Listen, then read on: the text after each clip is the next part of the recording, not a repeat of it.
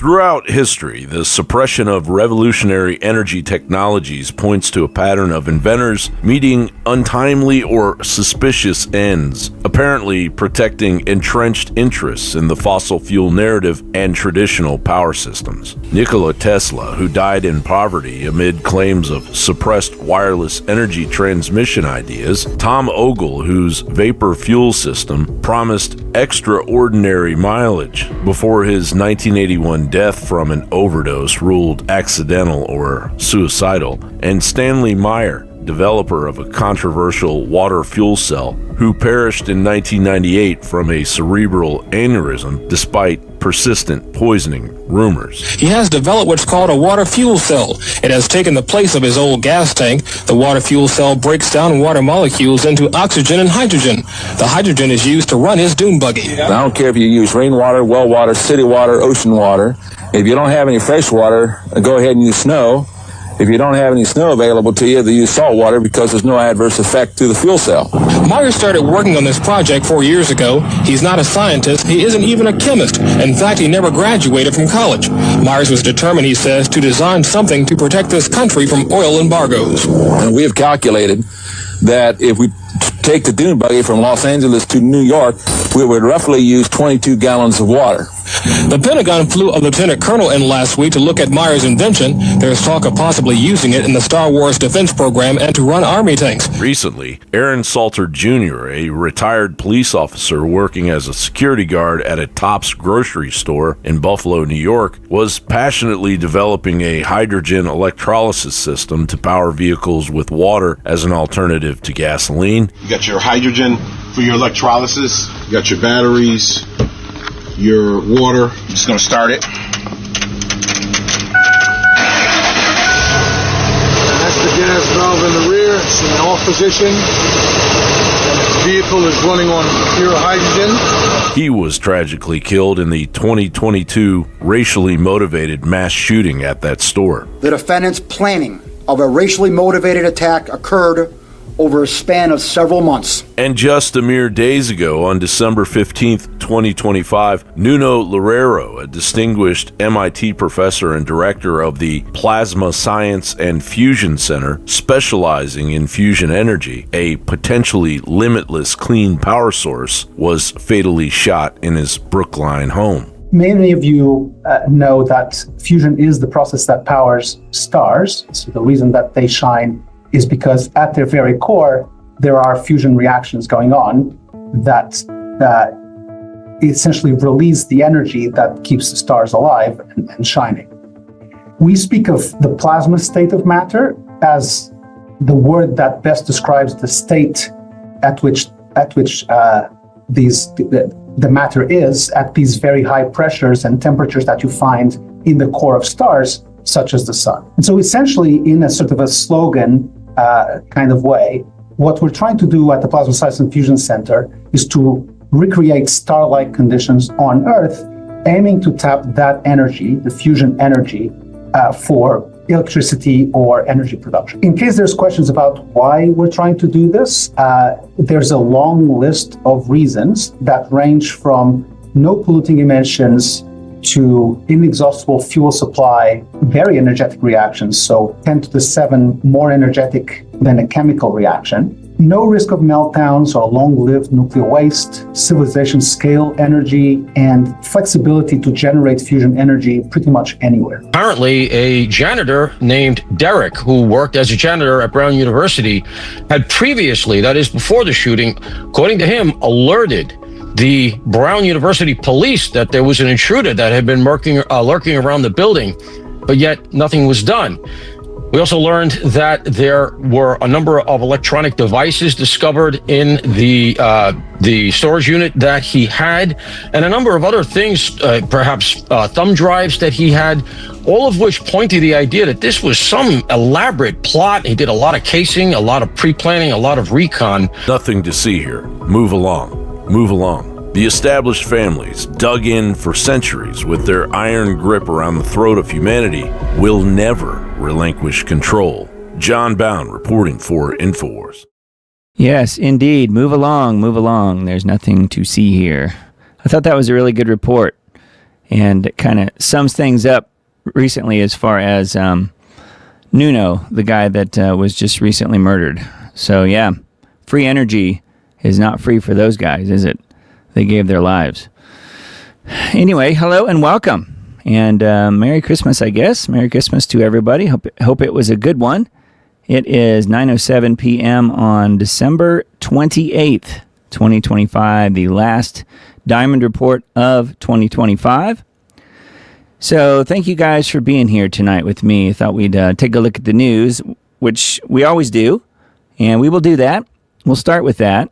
And then at 11:11 Central Time, we're going to make a brief departure into talking about perhaps what may be coming as far as the future, what the future could look like, at least the next year. So what's next and what to expect is what I've titled this show.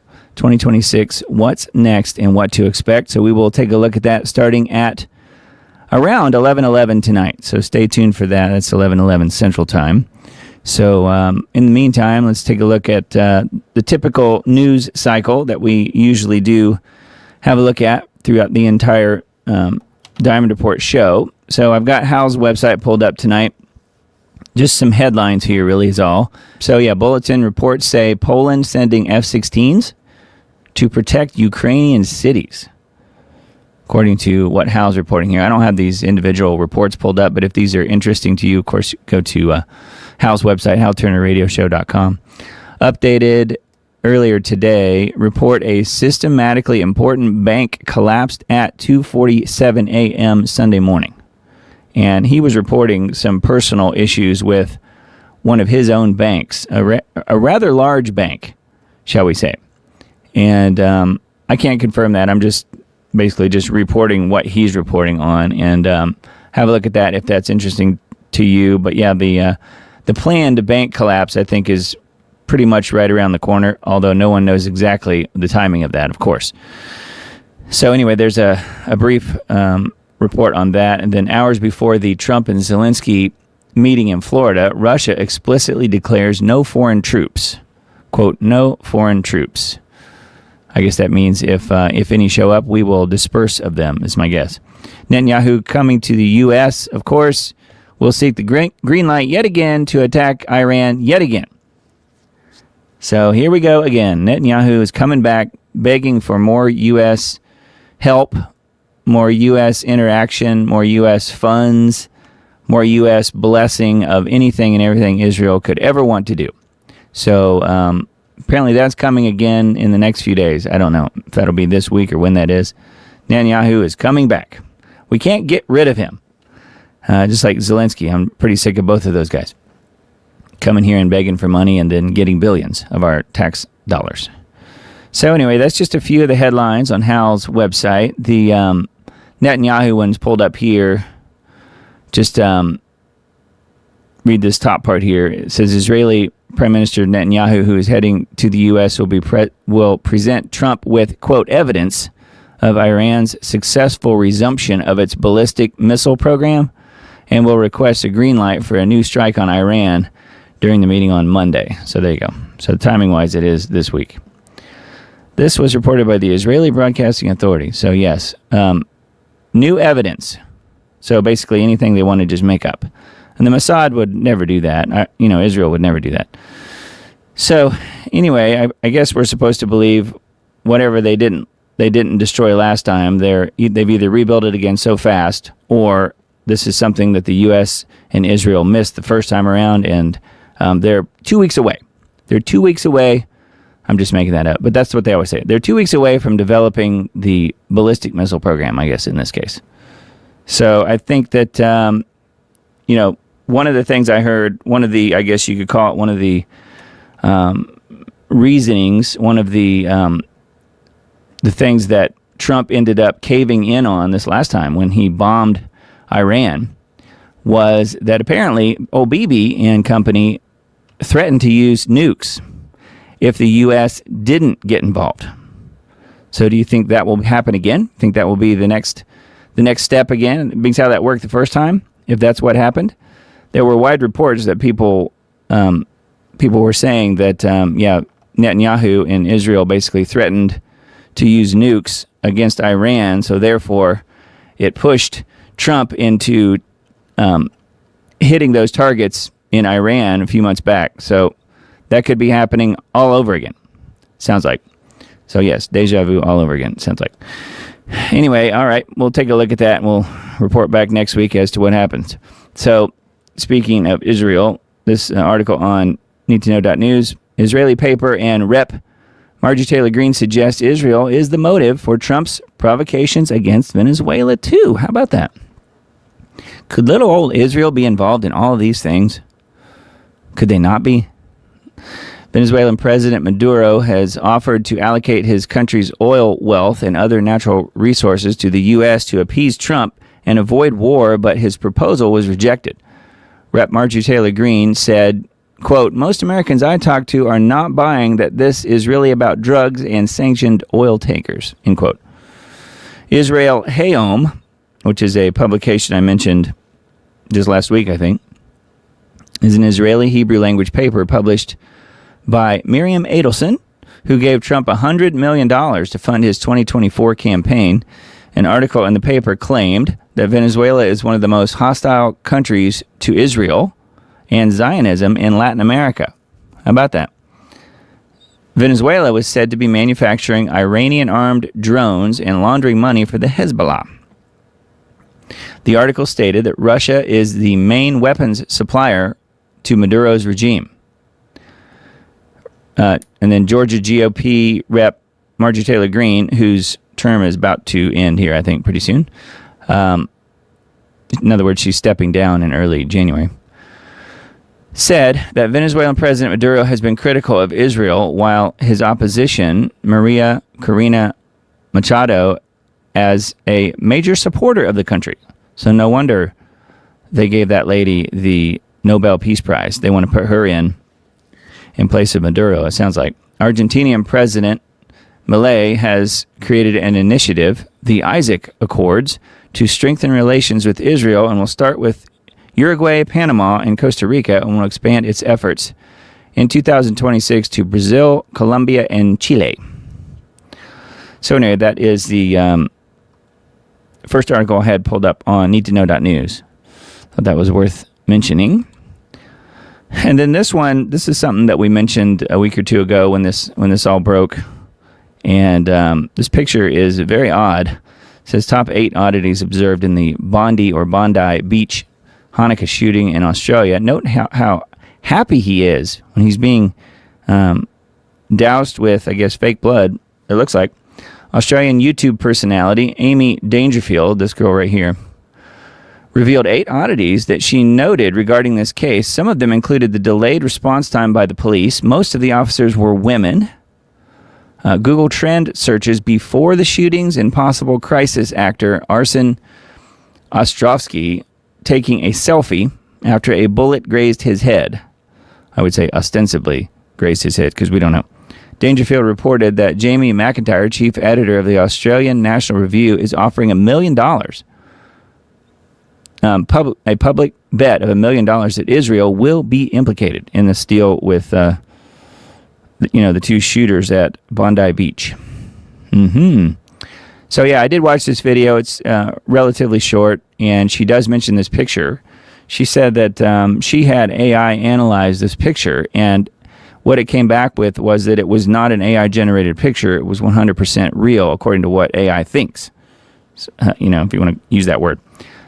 So AI seems to believe that this particular picture is 100% real and not AI-generated. So pretty interesting, and kind of leaves one to believe that there may have been some fakery involved, although personally, I think there were a lot of people that were actually shot and killed. So it's like a lot of these things, it's both. You have the fakery, but you also have the real aspect of it.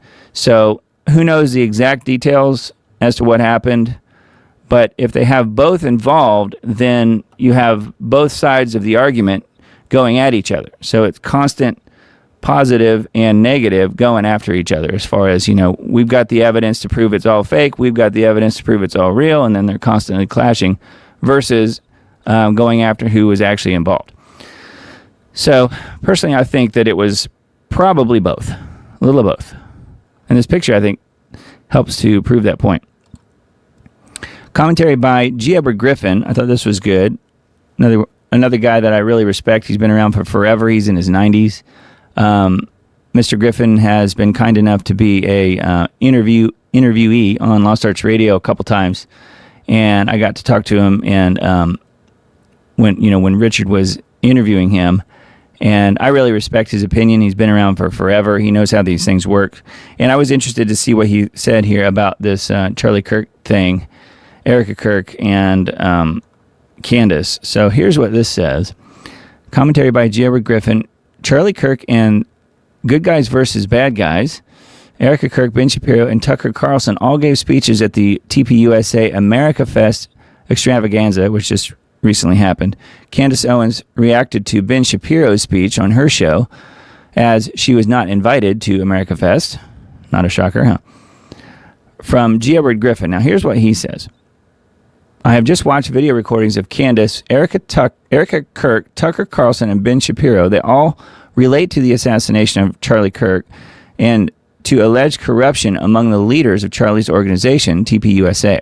Since all four of these people are widely recognized as political, quote, conservatives, one would expect that their messages at political rallies would be fairly similar, with only minor differences on a few fine points. To the contrary, there was a deep and passionate conflict between them. That should be no surprise to anyone who's aware that politics today is no longer based on ideology, but on who are the good guys versus the bad guys. That's very true. Very few political debates today are about limits on government power. They are only about which dictator and which corrupt political party we should elect next. At no point in these four presentations was there any mention of political or economic principles that affect liberty, privacy, security, or even health. It was totally about the good guys versus the bad guys. The words collectivism versus, quote, individualism. The only words that mean something that can be clearly defined were never spoken. It says, I couldn't help considering the possibility this was a great drama to divert attention away from the other important events that are also unfolding at the same time, such as evidence that suggests that the planning of the J6 pipe bombs were orchestrated by federal law enforcement agencies. If the public had become as interested in that possibility as it did over the murder of Charlie Kirk, it might have played a huge role in alerting people to the possibility that the federal government was the mastermind behind the entire J6 theater. So the idea did cross my mind that a great debate on Charlie Kirk's assassination might have been planned, or at least ramped up, as a decoy from other issues then unfolding that in older times would have been called treason.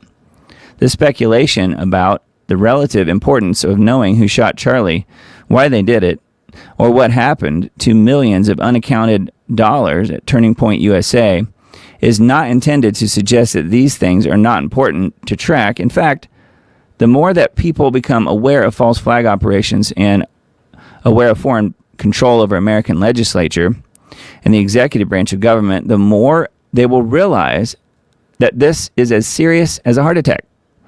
That is why we are encouraging readers to keep up to date on the Great Debate. The outcome will definitely affect our future as a sovereign nation or as a vassal of a foreign country. But don't forget to watch what else is going on. It's just as crucial. The purpose of this commentary is simply to remind you that the conquest from within is the name of the game. One final word, we did not cherry pick our selection of videos. Each of these were authorized by the speakers for posting on the internet as authentic representations of their positions on the topics that they cover. We have not edited them in any way, so you can be assured that you're receiving the messages just as they were intended from the speakers themselves. And then they've got embedded here different speeches from different people. We've got Erica, we've got Ben Shapiro, and we've got Tucker, and then we've got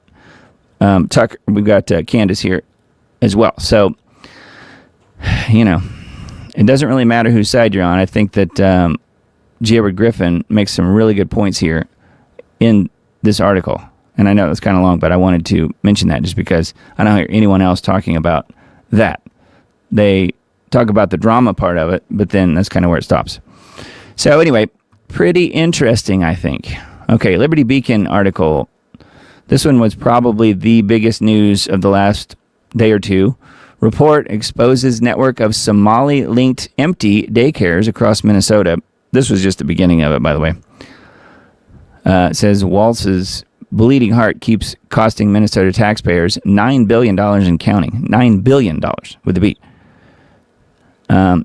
Says citizen journalist suggests the fraud extends beyond Medicaid into the state's daycare system. He doesn't just suggest it. It's essentially proved here in this video. I saw this documentary earlier today. Left-wing Governor Tim Walz, under intensifying federal pressure, faces a widening Somali-linked fraud scandal in Minnesota. Federal prosecutors state that the scheme currently totals at least $9 billion, with the final figure potentially much higher. Yeah, I think we're talking $60 billion, last I heard. But I don't think anyone knows for sure yet. Recent reporting by Ryan Thorpe and Christopher Rufo suggests that some welfare funds were funneled into an overseas terrorist organization. Isn't that lovely? Now, a bombshell video from a citizen journalist suggests the fraud extends beyond Medicaid into the state's daycare system. A 42-minute bombshell video by journalist Nick Shirley and a local private investigator documents an on-the-ground investigation in Minneapolis that alleges massive ongoing fraud in government-funded social services. The main focus is on Somali-owned businesses in child daycare, adult/autism care, home health care, and non-emergency medical transportation programs that draw from the taxpayer-funded Child Care Assistance Program. So they're drawing in all of these millions and billions of dollars for creating these different businesses that supposedly are out there helping people, and they're all owned and operated by these Somalis. They're collecting the paychecks, collecting the funds, collecting the money, and the buildings do exist, but no one's in them. They're all empty. There's no kids being helped. There's no one being, as far as the healthcare stuff goes, none of that's happening. Home health care, emergency transportation, medical transportation, none of that's happening. It's just all sitting there unused. So this report by Nick Shirley, and this guy here is the, I think he's the private investigator here. They do a really good job of explaining it, just going step by step and then going door to door and literally seeing all these things. Like, for instance, this video, he's videoing this entrance is supposed to be to a learning center, but note, if you look closely, the word learning is spelled wrong. It says Leering Center. They forgot the N in learning. So if that doesn't say or scream fly by night, I don't know what would. Anyway, so yes. Kind of sums it up right there. I pledge allegiance to, and then the Somalian flag, according to Ilhan Omar. So things are really coming off the rails, I guess, in Minnesota as far as this ongoing fraud. It's really being unraveled. And I say, good. We need the truth light shined on this mess, for sure, because people need to know that their tax dollars and all the government funding that's being misappropriated. And I would say, to take it a step further, somebody needs to go to jail, don't you think? Somebody needs to be arrested here. Start with Walz and then work backwards from there. So we'll see where it goes. But my guess is nobody's going to pay anything for any of these crimes. Just the modus operandi, I guess. All right, the next Liberty Beacon article, U.S. government program for compensating COVID VAXX injuries is unconstitutional, a lawsuit alleges. It's unconstitutional. U.S. COVID VAXX compensation program gets sued. Eligibility criteria exclusionary and unconstitutional. So I thought I'd pull this one up just to see what this is even about. I don't pre-read these articles. Sometimes I look over them just to make sure that the full article is there. But that's usually about where it ends. I usually just read them on the air with you guys. 2 women with support from the Children's Health Defense are suing the government agency that oversees the compensation program for CV-19 VAXX injuries. Says Angela and Christina, who say they have developed debilitating CV-19 injuries, allege the program violated their constitutional rights by setting eligibility criteria so restrictive that neither woman qualifies for compensation. Okay. The lawsuit filed late Monday against Health Resources and Services Administration, the HRSA, alleges the Countermeasures Injury Compensation Program violates the Constitution's due process and equal protection provisions because it leaves the women with no legal remedy for their injuries. I gotcha. Okay. Says the CICP, again, the Countermeasures Injury Compensation Program, was established under the Public Readiness and Emergency Preparedness Act, the PrEP Act. And program processes claims for countermeasures, including the CV-19 VAXXs, administered during a public health emergency. The PrEP Act protects CV-19 vaccine makers, healthcare workers, and others who administer the VAXXs from liability for most types of injuries caused by those VAXXs. So those injured by them cannot sue in a regular court of law. That's right. You always have to go to the VAXX court, which is totally ridiculous, but that's how they control it. That's how they control the message too. And those people always have to sign some sort of a non-disclosure agreement by the time it's all over. If you're awarded any kind of money, you sign an NDA. You can't talk about it. I don't know if you guys knew about that, but that's the secret VAXX court system. It does exist. All right, it says the PrEP Act protects the VAXX makers, and they can't be sued in a regular court of law. The only course of action for people injured by the CV-19 VAXXs is to file a claim with this agency called the CICP. Again, the Countermeasures Injury Compensation Program. So it says the claim must be filed within 12 months after the injury occurred. And I would also say that somehow you have to prove that your injury was from that, which isn't always easy. Provides compensation for recovered serious injuries or deaths caused by covered countermeasures, but the women's attorney said the program's definition of serious physical injury is arbitrary.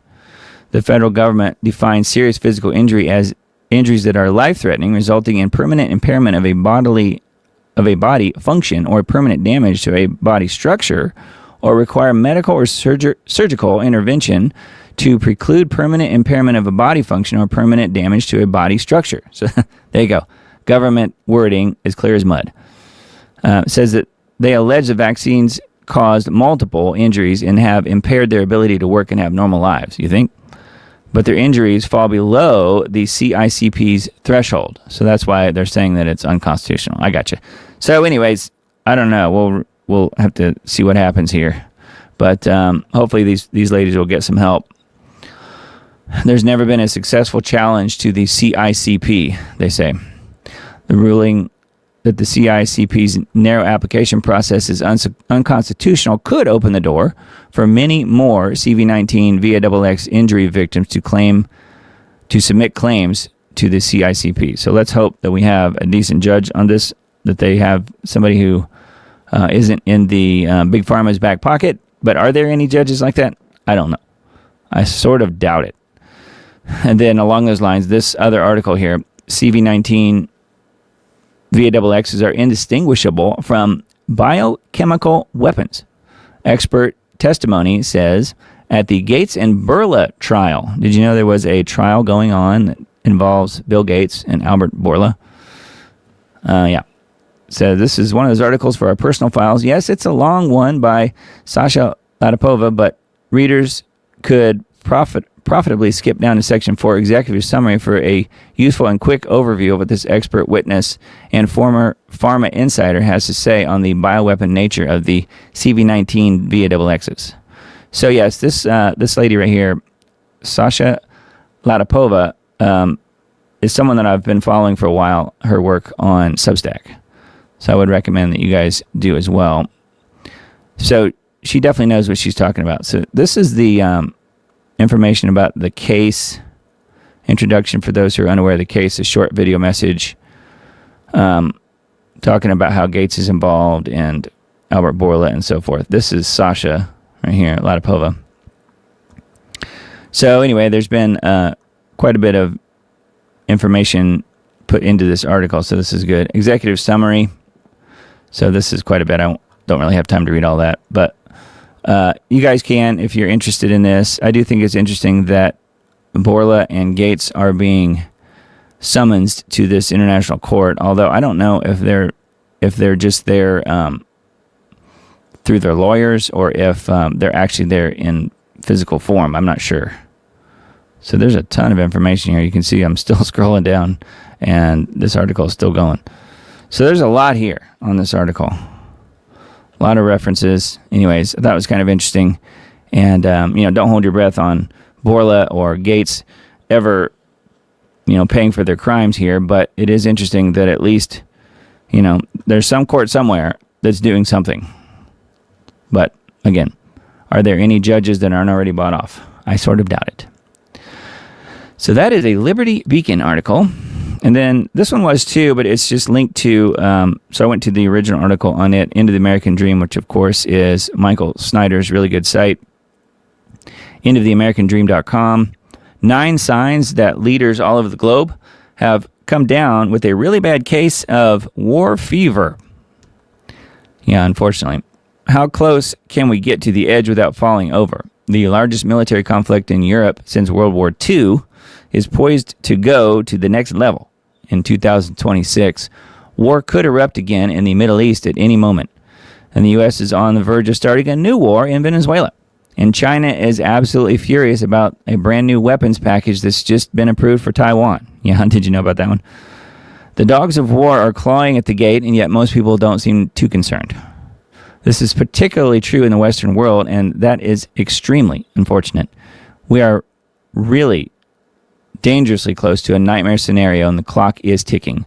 The following are 9 signs that leaders all over the globe have come down with a really bad case of war fever.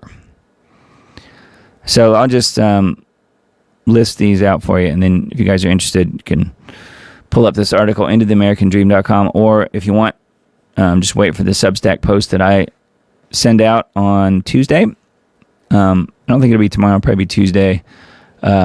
But make sure you're on the diamonddisc.substack.com list, and you will get all of these links that I talk about tonight.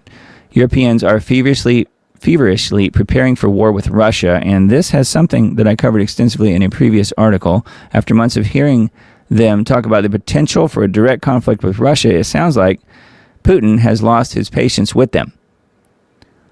In fact, Putin just referred to the European leaders as pigs and piglets.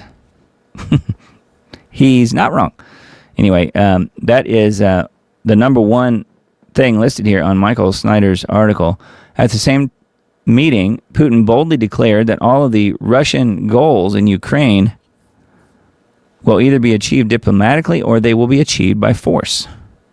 That was number 2. Number 3, the Ukrainians will never willingly hand over the territories that the Russians want. And so it appears that fighting will continue for the foreseeable future, and the longer the fighting goes on, the more likely it becomes that the Ukrainians will be successful in dragging NATO into the war. Yeah, I think so too. In a very lengthy post on X, Zelensky warned that next year will be a year of war. So we haven't had that yet, apparently, even though it started in Ukraine in February of 2022. It's been that long already. We're almost 4 years in. That's crazy. So anyway, that was point 3 here. Point 4 is Russian forces continue to steadily move forward in Ukraine. This week it's being reported that Russian forces are on the verge of capturing this other city in Ukraine. I won't bother trying to pronounce it. Number 5, it's being alleged that 3 members of Russia's FSB snuck under the border fence and briefly crossed over into Estonian territory. Interesting. That was point 5 here. Number 6, Israel and Hezbollah are supposed to have a ceasefire, but fighting continues to break out. Just within the past 24 hours, Israeli leaders authorized a series of airstrikes across southern and northeastern Lebanon. So much for the ceasefire, huh? I guess it's because Lebanon's not part of it. Number 7, the U.S. House of Representatives could have passed a bill that would have prevented a war with Venezuela from starting without congressional approval. Unfortunately, the members of the House voted it down. They want war, don't they? And then number 8, our leaders just keep doing the things that they know will greatly anger the Chinese. For example, we have just learned that the largest package of arms sales for Taiwan in history has just been approved. So I mentioned that a couple minutes ago. Yeah, it says just a day ago, the U.S. administration communicated to China that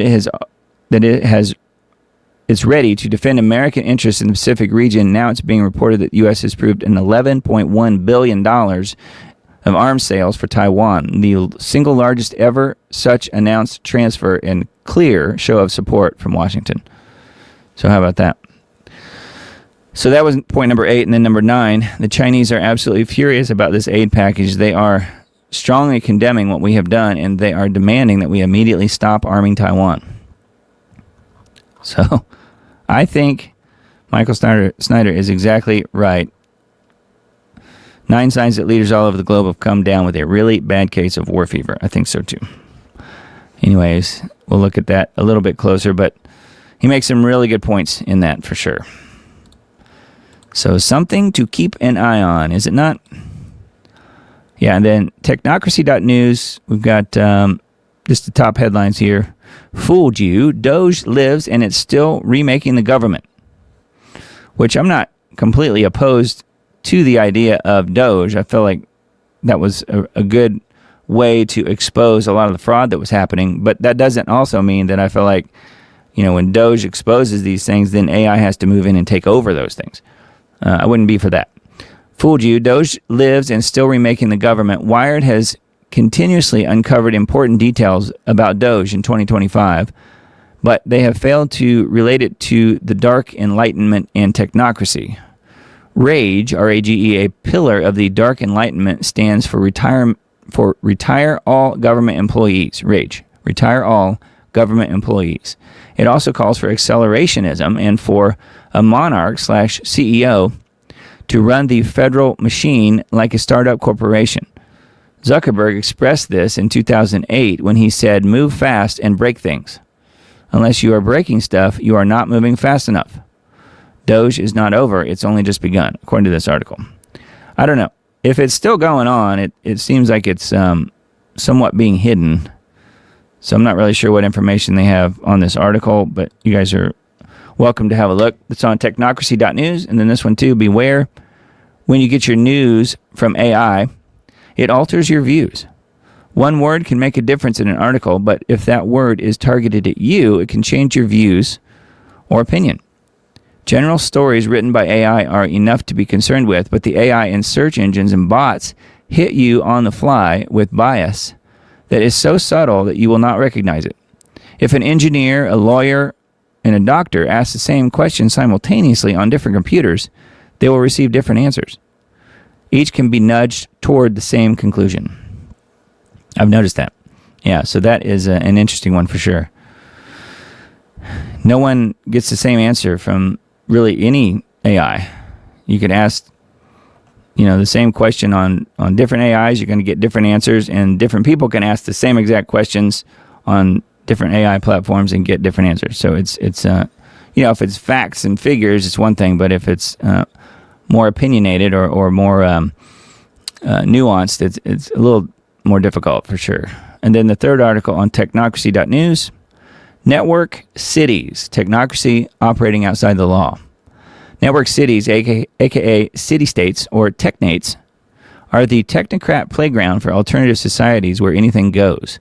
Funded exclusively by technocrat billionaires, they make their own laws where decisions are made by scientific fiat without political discourse. They are free to pursue the transhuman dream of immortality and experiment with psychedelic substances. This is the singular vision of arch technocrats like Peter Thiel for the world. This is the same cabal that has invaded Washington to transmogrify America. Transmogrify America. That doesn't sound good. Network cities is what this one's about. So those are the top 3 articles on technocracy. I also found these 2 as well, and they mentioned Charles. I just thought I would get them on the record. They're kind of a little bit older articles, but I don't remember reporting on these way back when. Now, this one is dated. It's actually a Leo Hohmann article, May 3rd, 2023. So, but I do find it interesting because it's still being linked to right on their homepage. That's where I found it. So it's not like it was hidden. So it must still be a viable piece of information here, 2.5 years later. King Charles plots to accelerate UN 2030 agenda goals and complete digitization of humanity. So how accurate is that today? I mean, not even looking at 2023. I mean, this stuff is happening right now. Greek Orthodox chanting led by Dr. Alexandros Ligas will form part of the proceedings of the coronation of King Charles III. Okay, so this was actually posted just a few days before he was even coronated, before the coronation of the king. Nobody in their right mind would call King Charles a communist. He's a technocrat of the worst sort, bent on implementing the UN's 2030 agenda with its 17 SDGs, all of which sum up in historic technocracy from the 1930s. Charles also intends to require his subjects to swear an oath of allegiance to him as king. Technocracy is clear and present danger to the entire world. Yes, Charles intends to require his subjects to swear an oath of allegiance to him as a king, and that's something that the Antichrist might also want to do, isn't it? I do find that very interesting, and just the headline alone, to me, screams current as far as some of the things we're seeing. Plots to accelerate UN 2030 agenda goals and complete digitization of humanity. And then this one also was linked to from the homepage. I just happened across it. King Charles enthusiastically embraces gene editing. Charles is completely aligned with the WEF.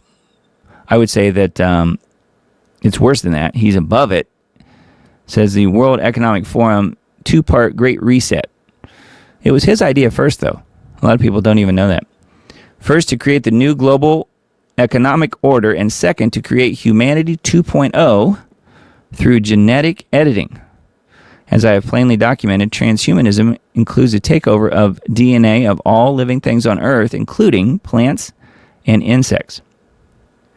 So that is another really good point, and I think the humanity 2.0 through genetic editing already started with the mRNA jabs, did they not? When that started being unrolled in 2021 was the beginning of all that. So again, a second article. This one's also dated 2023, prior to his coronation. But I do find it very interesting that they were talking about Charles and how he was all for that stuff. And I would say that none of that's changed. And in fact, it's probably worse now. All right, so on to the other news articles I have pulled up. And yet again, here we go again. I've got two more articles of white women being killed by black men. And where is the outrage? Latest Irina Zarutska-style murder in Florida reveals hidden layer after layer. So here we go again. Any American woman, please hear me on this. Any American woman should be able to walk into a U.S. bookstore and browse a few shelves and go home alive. That shouldn't even need to be said, right? But sadly, here we are again. This week, 65-year-old Florida wife and mother named Rita Loncherich was brutally stabbed to death while minding her own business inside a Barnes & Noble bookstore in Palm Beach Gardens. She cried out for help, managed to call her husband, and then died from her injuries. Inside a Barnes & Noble, you guys. This poor lady. 65-year-old Rita was allegedly stabbed to death by 40-year-old Antonio Moore at Barnes & Noble in Palm Beach Gardens on Monday night. She cried out, "He stabbed me," and then was able to call her husband, but sadly soon passed from the attack, which Moore admitted to. Moore is homeless and arrived in Florida by bus from Georgia recently. Probably by some court over in Georgia is my guess. Probably from Atlanta. We'll wait and see. Rest in peace to Rita Loncherich. She mattered. Rita's life ended in a senseless act of violence carried out by yet another violent, homeless black man. Antonio Moore arrived in Florida recently from Georgia and later admitted to the murder. Rita couldn't have done anything different to save her life. She was in the wrong place at the wrong time, surrounded by a failed system that would quietly destroy her. And what makes this so hard to stomach is how closely this resembles the Irina Zarutska story. It's just so sad. Look, there have been 0 AP stories about Rita, 0 PBS stories about Rita, 0 New York Times stories, 0 NPR stories, 0 Wall Street Journal stories, 0 BBC stories, 0 CNN stories, 0 WAPO stories, 0 Reuters stories, and 0 MSNBC stories. MSNBC stories. At least thus far. So, here we go again. It's never ending. So you ladies out there watching this show and listening, please be careful. And if that wasn't enough, it happened yet again. Prosecutors seek death penalty for career criminal who stabbed woman over 40 times in Dollar General store parking lot. Again, black man killing white woman. Prosecutors are seeking the death penalty for a career criminal who stabbed a woman more than 40 times in an unprovoked attack. They all are. In a Dollar General parking lot. 54-year-old Lamar Beasley stabbed Cheyenne Castens, 36 years old, in the parking lot of a Fruitland Park, Florida, Dollar General last month. So this one was in Florida as well. These both were in Florida. So if you're in Florida, be very careful. It's a red state, but they're getting a lot of the criminals shipped directly to them, apparently. According to the Putnam County Sheriff's Office, Beasley ambushed Castens and repeatedly stabbed her before fleeing to a nearby camper. They did not know each other.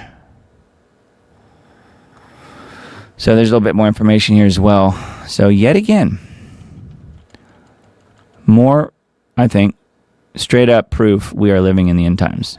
Seeing this kind of stuff unfold just seems week to week at this point.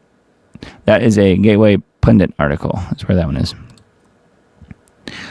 All right, and then this one, Newsmax host says there's actually 44 million illegals and reveals Trump's only option. Now, what have we been saying on this show since the whole Biden border pants drop 4 years ago? Since that all started? Have I not said 40 million, not 10 million? It's not 10 million. I said 30 million to 40 million. Well, that's what Newsmax is now saying. For as long as anyone can remember, Americans have been told the same number over and over and over again. 11 million illegal immigrants have taken up space in the U.S. That's a figure we've heard for what seems like decades now. It's like it's carved in stone or something, but it's just not adding up. It seems like that number didn't budge much through waves of border surges. It feels like we've been told 11 million for a really long time, and quite frankly, a lot of people don't buy it anymore. Good. Here's what this tweet says. 40 million are here illegally. 55 million are here on visas. 100 million in America are foreigners. They all have to go back, even the anchor babies. Some think the Biden administration downplayed the number to make the crisis look manageable while quietly flooding the country. Yeah, it's called Cloward and Pivot. Flood the country and totally break it down with the third world. Cloward and Piven. Look it up if you are not familiar with it. Others suspect even Team Trump keeps the real figure soft because if Americans truly understood the scale of what's happened, they would lose their collective minds. Either way, very few people believe the real number is anywhere close to what we've been told. Just imagine how much more money this country would have if we didn't have the burden of illegal aliens mooching off our system and using up all of our resources. That's exactly right. America spends $7.8 billion monthly on SNAP. If illegals were removed from SNAP, which I still can't believe we're talking about, if illegals were removed from SNAP, the cost would reduce 70%. If all benefits were cut off, they would leave 45% of all Afghanis living in America who receive free food from you. Is this your American dream? Because it sure isn't mine. That was really part of this tweet from this person. Because of all the loss to taxpayers, that illegal number feels bigger, way bigger. Charlie Kirk understood this problem better than most. And this was one of his posts from August 22nd, just a couple weeks before he was assassinated. 55 million legal, 20 million illegal. 1/4 of the country is foreign, but the corporate class says we still need more. Their need will never be satisfied. They must be completely ignored and never taken seriously again. That's a good point, but even he was saying 20 million. But no, I think we all know it's way more. So anyway, this article has a little bit more information about this, but they're saying 44 million illegals is more than likely a little bit more accurate. Truth is, only God knows. But wow, what a mess. That's a Revolver.news article.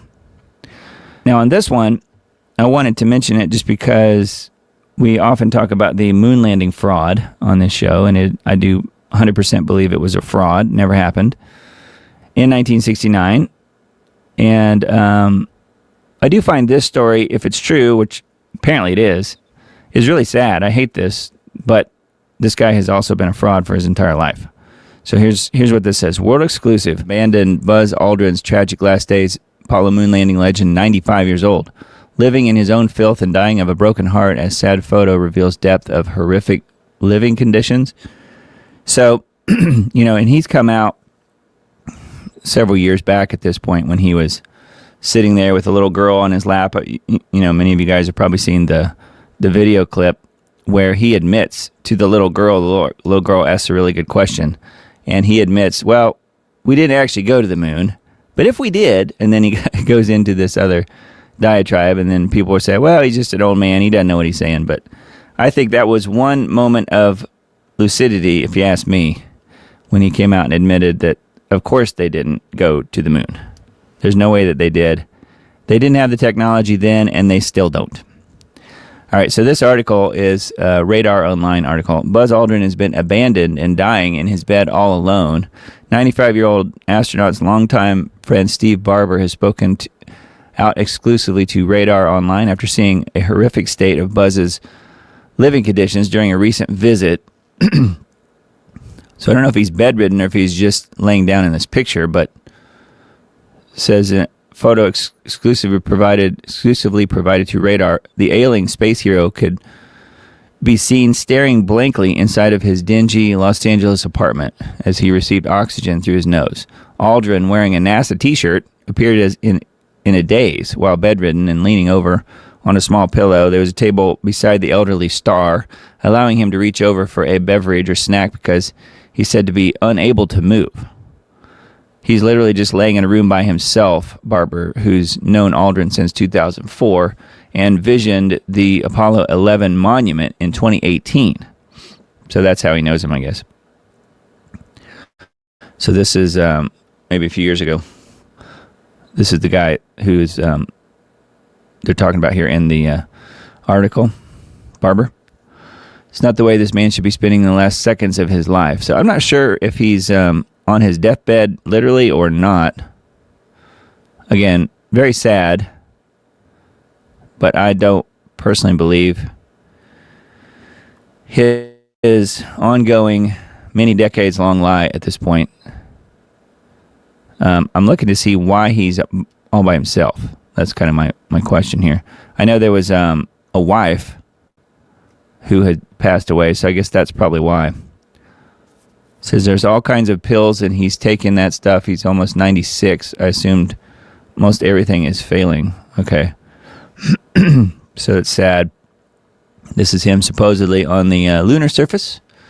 Buzz Aldrin was the second person to ever step on the moon.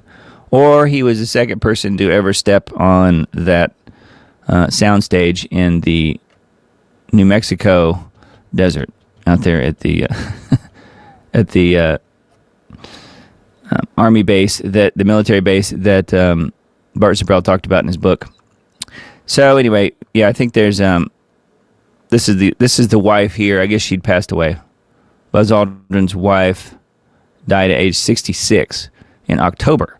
Okay, so she passed away in October. So I guess ever since then, no one's really there to take care of him. So it's really sad. I hate to see that for anybody. But it is interesting how he has no family to take care of him, apparently. And then this one, so from the same site, different article, but it says exclusive, desperate plea to Trump to save Buzz Aldrin. Doesn't deserve to die like this. I don't know what Trump would necessarily do, but I'm sure Trump definitely believes he's a hero. I mean, if he really was a hero, of course he doesn't deserve to die like that. But even though he's not a hero, he still doesn't deserve to die like that. You know what I mean? So he needs some help, just from a pure humanity aspect, and that is very sad. If things don't improve, though, he may not be around too long. So just something to keep in mind. That is on a website called Radar Online, radaronline.com. And then, speaking of Hollywood and entertainment, which the moon landing fraud was, this was something I guess a lot of people were upset about over the last few days. No Sense. Amazon Prime slammed as abomination after removing crucial scene from the iconic holiday film. And the iconic holiday film was right here. George Bailey. It's a Wonderful Life. I'm looking to see what scene they removed. We've got some still shots here. It says, as Christmas approaches, Amazon Prime is once again under fire for a move that has movie fans fuming. The streaming giant is facing backlash over its release of a shortened version of the holiday favorite, It's a Wonderful Life, which left out a scene that many viewers say is the heart of the story. Looking to see which one. Resurfaced backlash over Amazon's abridged version of It's a Wonderful Life. Viewers say crucial scene was cut, stripping the 1946 classic of its heart and leaving first-time watchers totally confused. Fans of the iconic film, which follows the life of banker George Bailey, say that Amazon cut what many consider the entire point of the movie. The outrage centers on the missing Pottersville scene. Oh, okay. When George wishes he'd never been born, and he is shown how much worse the world would have been without him. You guys probably remember that. It's a classic film, one of my all-time favorite, especially holiday films. George tells his guardian angel Clarence that he feels better off dead than alive. Clarence then walks him through an alternate version of his town, one shaped by George's absence, showing how different and darker life would have been without his good deeds. The experience ultimately helps George realize he really does have a wonderful life. Viewers say Amazon's version skips over much of that emotional buildup. Instead of seeing how George's perspective changes, fans claim the film jumps ahead abruptly after Clarence tells him he must earn his wings, cutting straight to George joyfully running through the streets with little explanation of what the sudden change of heart was. Okay, wow, that would be confusing, especially if you've never seen the film before. Users did not hold back on X. Just watched It's a Wonderful Life abridged edition with my mother who didn't remember the whole film. What an abomination. The whole point of the story was for George to witness life without him in it. Completely axing this part of the plot renders this movie pointless. Yeah, it really does. Totally destroyed it. And I'm wondering, I don't really see on here that it's mentioning AI, but I'm wondering if perhaps Amazon left it to AI to do the editing. I don't know. It's very possible. Anyway, but yes, you don't want to mess with George Bailey and company, which in fact is messing with God too, because you guys remember the story. But yeah, God shows him through the angel there that what life in Pottersville would have been like had George Bailey never existed, and it's quite stunning actually. It's really brilliantly done. Wonderful movie. Pretty awesome. We have a It's a Wonderful Life ornament with maybe this scene or something like it emblazoned right on the ornament on our Christmas tree every single year. So it's definitely a Diamond family favorite for sure. I thought this was interesting. Rob Reiner's son, Nick, reportedly received $10,000 monthly allowance before allegedly murdering his parents. He didn't pay a single bill. See, that's the problem. That's one of the reasons these kids or people are such wrecks. They don't have any responsibility in life. Don't you think?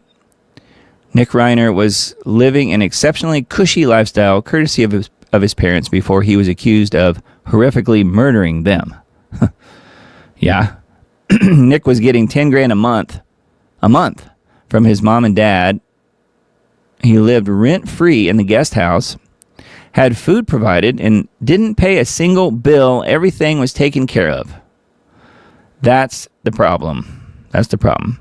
What they should have done was kick him out and make him exist on his own. And then he probably would have bootstrapped himself and gotten his life straightened out. But nope, they didn't do that. They gave him everything, and he sliced their necks open. So, wow. Very sad. Again, a crazy libtard Rob Reiner was, but man, did he have some excellent movies. I forgot to mention, this is Spinal Tap. That was one of his movies as well, which, coming from a music standpoint, you would have thought that I would have seen that movie many times. I've only seen it once, but it's hilarious. Princess Bride is the one that we talked about last week that Rob Reiner directed, When Harry Met Sally, and he did some others as well. But yeah, this is Spinal Tap. I should have mentioned that last week, but I forgot. But yeah, some really good films, and he will be missed as far as his movie making ability, his political stances on things, maybe not quite so much, but he was called Meathead for a reason, and I guess that term probably stuck with him. The Trump meeting with Zelensky today in an effort to end the Russia and Ukraine war. The meeting was supposed to be today down in Florida at Mar-a-Lago. Says Trump will host his Ukrainian counterpart. Wow, that's an insult, isn't it? He's not his Ukrainian counterpart. He's just the dictator of Ukraine. He's literally been a dictator since May of 2024. I always say that, but no one seems to mention that. Says on Sunday to try to close out a peace agreement that would end nearly 4 years of war sparked by Moscow's invasion of Ukraine. Not exactly what happened. Russia has intensified its attacks on Ukraine's capital and everywhere in the days before the meeting. Trump said he spoke with Putin on Sunday in advance of the meeting with Zelensky. Said that he had a very good and productive telephone call with Putin. So who knows what that means. Zelensky and Trump met at Mar-a-Lago. Zelensky, who arrived in Miami in the morning, said the two planned to discuss security and economic agreements in their early afternoon meeting. Said that he will raise territorial issues as Moscow and Kiev remain fiercely at odds over the fate of the Donbass region in eastern Ukraine. Yeah, that would be because they have no control over it, and Russia owns all of those territories now. And not only that, the people that live in that region have voted to go back to Russia anyway. So, but yeah, they don't want to concede even an inch of territory to Russia, of course. So, we'll see. The point is, they've already been beaten. And I mentioned it a week or two ago. I'll mention it again.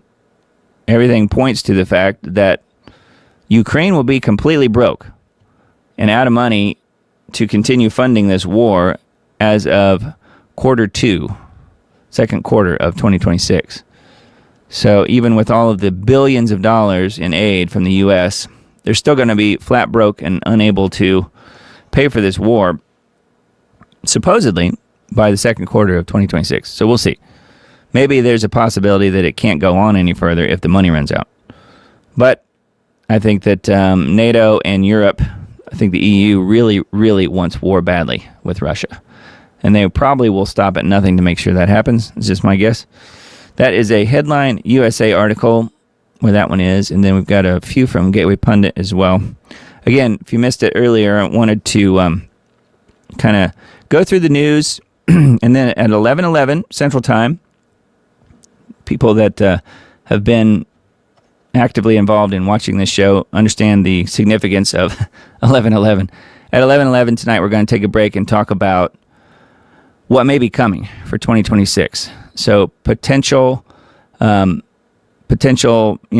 things, and then what may be just happening, across the world. So we'll look at that here in about an hour, give or take. So let's continue with the news, though. We're getting there as far as trying to wrap it up.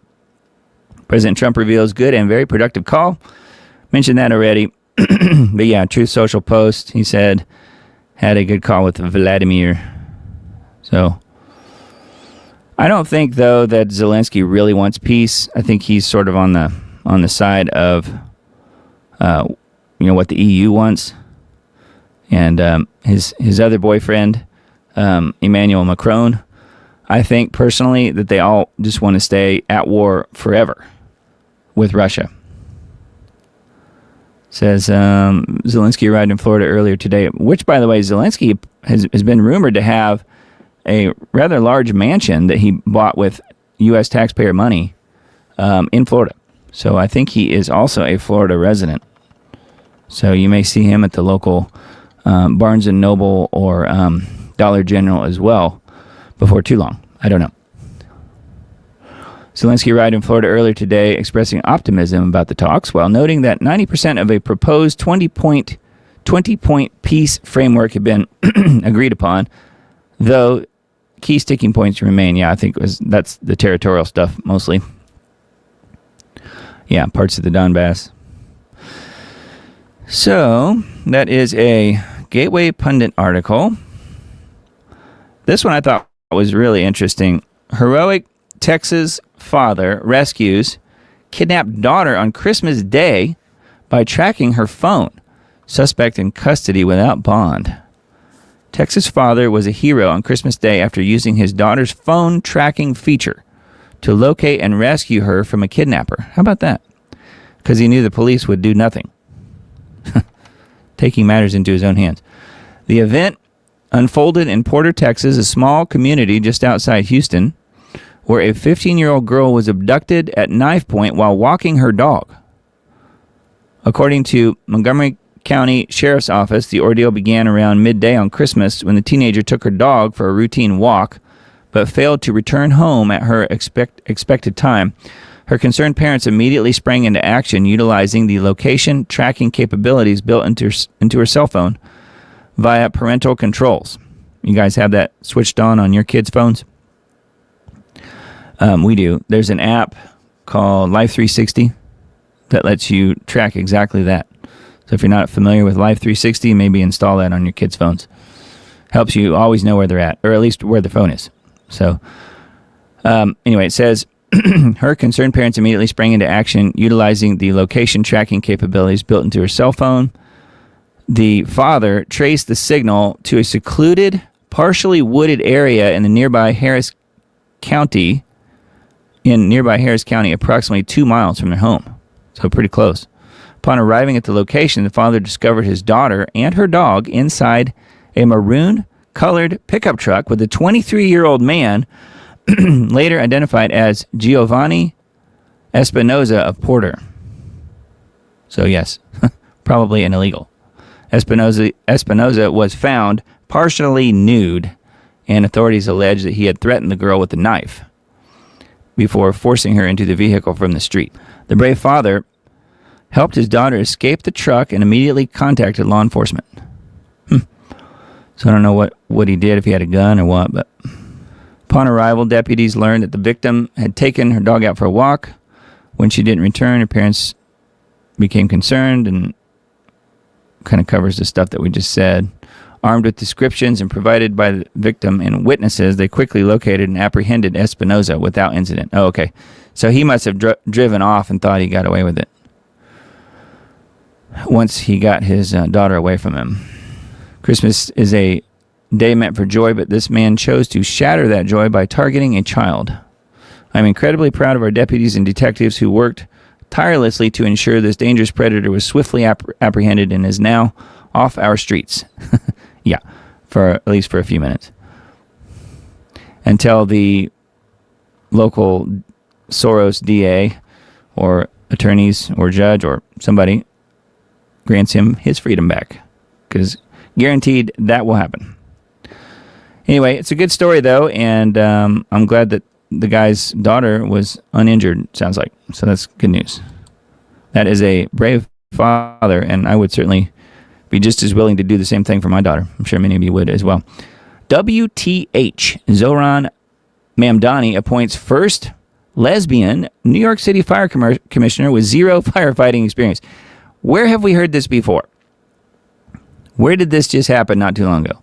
Didn't the same exact thing happen in Los Angeles before the Pacific Palisades fires all broke out? And the first lesbian fire commissioner in LA basically let the entire area burn down. Well, guess what, New York? You're in for a little bit more of the same treatment, it sounds like. New York City Mayor-elect Zoran Mamdani has appointed former Chief of Emergency Medical Services Lillian Bonsignor to serve as his incoming administration commissioner of the New York City Fire Department. She will be the second woman and first openly gay fire commissioner in New York City's history. Oh, brother. During a news conference on Tuesday announcing the appointment, Mamdani described Bonsignor as a leader who cares about her work because she did it herself. What? What'd she do herself? She's not a fire person. She's not even a firefighter. Says, however, Bonsignor has never served as a firefighter after more than 30 years as an emergency medical technician. Oh, she's an EMT. Bonsignor retired from the FDNY as chief of EMS operations in 2022. Okay, so she was an EMT, not a fire person. But she says, I know the job. I know what the firefighters need, and I can translate that into this administration. Who's willing to listen, she said. I don't know. I have my doubts, don't you? So it sounds to me like we should all be watching for New York City to also get the same treatment that the Pacific Palisades did. Maybe not. I would love to be wrong. But are there any smart cities being planned in the New York City area? Because this person may be being brought in to ensure that it happens. Because that's exactly what happened in Los Angeles. All right, and then, yes, another King Charles article, yet again. Gateway Pundit. Charles goes full woke. Parrots, diversity is our strength in Christmas speech. While UK suffers from migrant mayhem, I would say at the hands of King Charles and his plans. This is all with him at the top. This stuff's all happening on his watch. People seem to forget that, though. Charles used his annual Christmas broadcast to push the tired liberal trope that diversity is somehow Britain's strength, even as the UK grapples with skyrocketing crime, cultural clashes, and anti-mass migration riots. Yeah, exactly. During the speech from Buckingham Palace, Charles stated, in this, with the great diversity of our communities, we can find strength to ensure that right triumphs over wrong. Yes, how dare we not give the Muslims everything they want. So anyway, the king tied it to values like compassion and reconciliation, praising how people of different faiths share a longing for peace. A nice sentiment, perhaps, but one that ignores reality. Yeah, they don't want peace. Not the people who are following Islam to the degree that they're supposed to. By definition, they can't want peace. Because again, I've summed it up before. Islam, you can sum up with 3 words. Convert or die.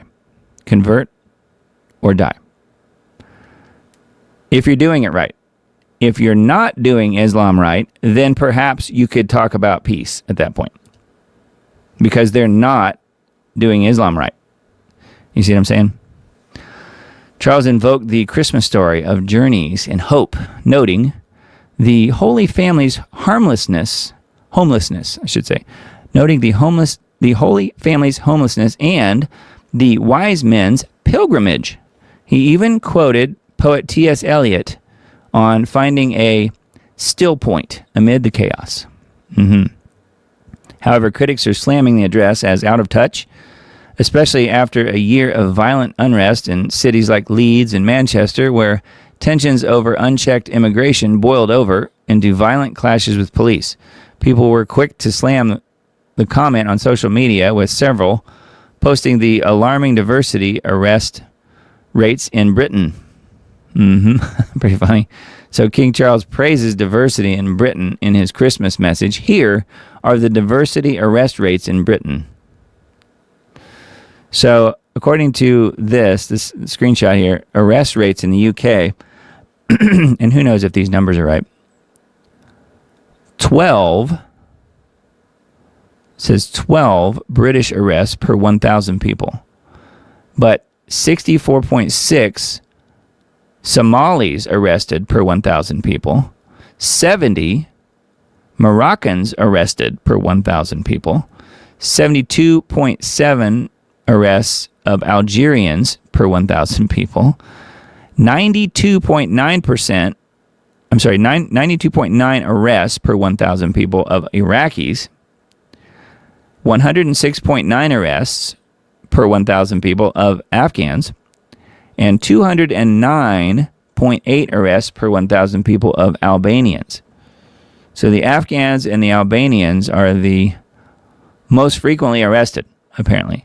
But yes, it's all about diversity in the UK. Thanks a lot, Chucky. Way to go. Anyway, Charles goes full woke. Yes, I think that happened a long time ago. All right, so here's a Tina Peters update. Mention Tina often on this show just because I want to see her freed. Tina Peters shares Christmas message from prison. So she apparently was well enough to write a Christmas message here. Here's what she said. This was from Tina Peters on Christmas Day. As I sit here alone in my cell on Christmas Eve, I'm reminded of all the wonderful past holidays with friends and family. Like most, I was totally unaware of so many like me who live in the reality of prison away from their loved ones in a harsh environment like this. Some people live life safe, hoping to avoid the pain of loss and hardship. They never truly learn to live and don't value freedom and liberty. This prison and those in it are becoming hopeful. They see the courage only God can give me and come up to introduce themselves or yell my name across the yard or chow hall. I blush and tap my heart. Their lives matter. As a business owner for 32 years, when I decided to run for Mesa County Clerk, my experience told me I can fix those wait times at the DMV.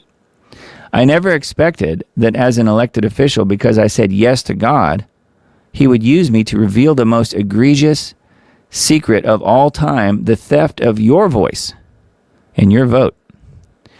I'm here because I had to be punished and made an example of. They couldn't scare me to retract what I said and forget what I saw. I wouldn't give in, back down, or give up. Even here and now, through you, I continue to speak out and call out those that do wrong. You must continue to stand strong. Now is the time. All these criminals, criminals continue to be exposed, we will need good and honest Americans ready to stand up and take their places in government. Get prepared and study up to be ready to run your own government. Strive to become the next leaders this country will surely need as the dominoes continue to fall. Thank you, Mr. President, at Real Donald Trump, for my pardon. We all love and admire you for your bravery and willingness to stand up to evil regardless of the cost. The cost of doing so is great, but the reward of doing what is honorable and right far outweighs the pain. Today we are grateful most of all for the birth of our Lord Jesus Christ, for God choosing a man like our great president to run this country, and for people like all of you who are willing to step up and fill the gaps. Pray the Lord will seek fit to have me complete this mission and leave this awful place very soon. I want to move on to restoring our elections before the midterms. Please remember those that are incarcerated. There is a plan to fix this corrupt system and bring freedom, lasting freedom, to the captives. God bless you all. Treasure your family, protect liberty and freedom. Live life on purpose. The time is short. Everyone can do something. They can't get us all. Merry Christmas and love always. Tina Peters. Wow. So, words of wisdom from Ms. Peters. Tina understands what God has called her to do, even from prison. Now it's up to all of us to join her on the front lines and put out the 50 alarm fire destroying America via stolen elections. So this is a joehoff.com article, but he's the guy that co-founded the Gateway Pundit, so it's kind of a Gateway Pundit article as well. So I thought that was pretty neat, and wanted to share that with you guys as far as the Tina Peters Christmas message. So apparently she, health-wise is okay to at least be able to pen a letter like that, so that's good. Okay, and then I guess a little more Hollywood news. Iconic French actress and conservative firebrand Brigitte Bardot dies, age 91. I had no idea she was that old. Iconic French film star Brigitte Bardot has died at age 91. Passed away on Sunday at her home in southern France. So anyways, her films, her voice. Yeah, I guess she was a singer too. I didn't realize that. Her dazzling beauty, her work, her sorrows, her generous passion for animals, her face that became Marianne, Brigitte Bardot embodied a life of freedom. There she is there in her heyday. I don't know when that was. 60s, I guess. So, yeah. So, another one who has made the jump to hyperspace. Brigitte Bardot. All right. RT article that I have pulled up. Just pulled up one from that site. Gaza, Nord Stream, and Kiev's golden toilets. The top stories of 2025 and that the West wants you to forget. Your guide to the questions the Western power elite don't want to answer. There's Ursula von der Leyen right here. She needs a little Hitler mustache right there. That would be perfect. 2025 has yielded some extraordinary own goals that have exposed the posturing of Western politicians and left the EU isolated, irrelevant, and alone, pursuing policies contrary to self-interest. Unwelcome stories often cling to reality, like an alien to John Hurt's face. And just as the notorious species did to humans, so too could these unwelcome stories eventually impregnate and burst from the belly of the narrative beast. How about that word picture? That's pretty wild. The whole alien thing. Not that far off when you're talking about globalists. Nord Stream and the Polish-German standoff over Ukrainians, nobody wants to interrogate. So another thing here that we're talking about, NATO, Israeli arms, corruption scandal, corruption in Ukraine. Where is the West on genocide in Gaza? Well, they just don't call it that, that's all.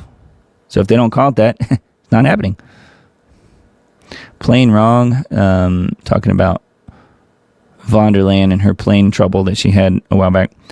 Pain in the assets and droning on, which is more about von der Leyen. So anyway, kind of interesting. I won't go into that too deeply, but RT article and then Sputnik article that I pulled up.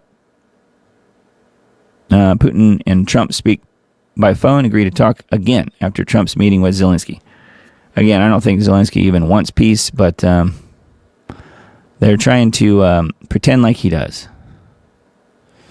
Some key takeaways, I guess, based on the call that they had. Some stuff that we've already mentioned tonight, so we won't go into that again, but that's a Sputnik article. And then Information and Liberation, this one, that I pulled up was it's just titled Tikva Fund, after securing $10.4 million grant from Trump administration, pushes for censorship to advance Zionism. The Jewish American neoconservative Tikva Fund, which the Trump administration awarded over $10 million in September to counter the pathology of anti-Semitism, quote unquote, and teach the Talmud, has already gotten to work publishing censorship to advance Zionism.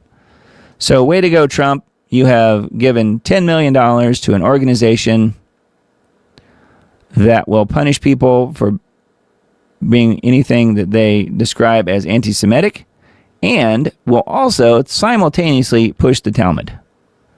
Way to go, Trump. Good one.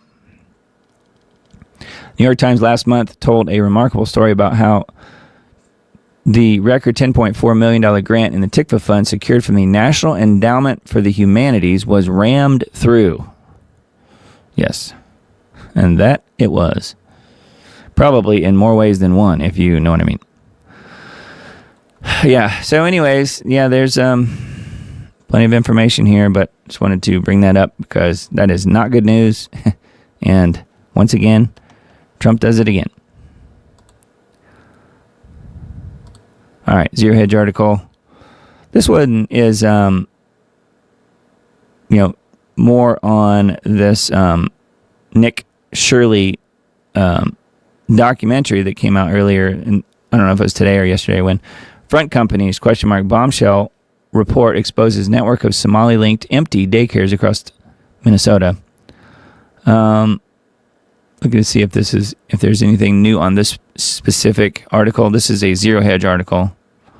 42-minute bombshell video by Nick Shirley and local private investigator, this guy here, documents an on-the-ground investigation in Minneapolis that alleges massive ongoing fraud in government-funded social services, which mentioned that earlier. And yeah, I think this may even be the same article, more or less, as we mentioned. And then it's also on here too, Slay News. So this guy's video has gotten some pretty good coverage just across alt media, at least, tens of millions of views. Journalist exposes Minnesota daycare linked to Somali fraudsters' $1 billion scam. Yeah, independent journalist Nick Shirley says he was turned away from multiple Somali-run daycare centers in Minnesota while attempting to investigate allegations that more than $1 billion in taxpayer funds were misappropriated through state social programs, which, of course, that's what's going on. And don't you know that Governor Walz was front and center in this, and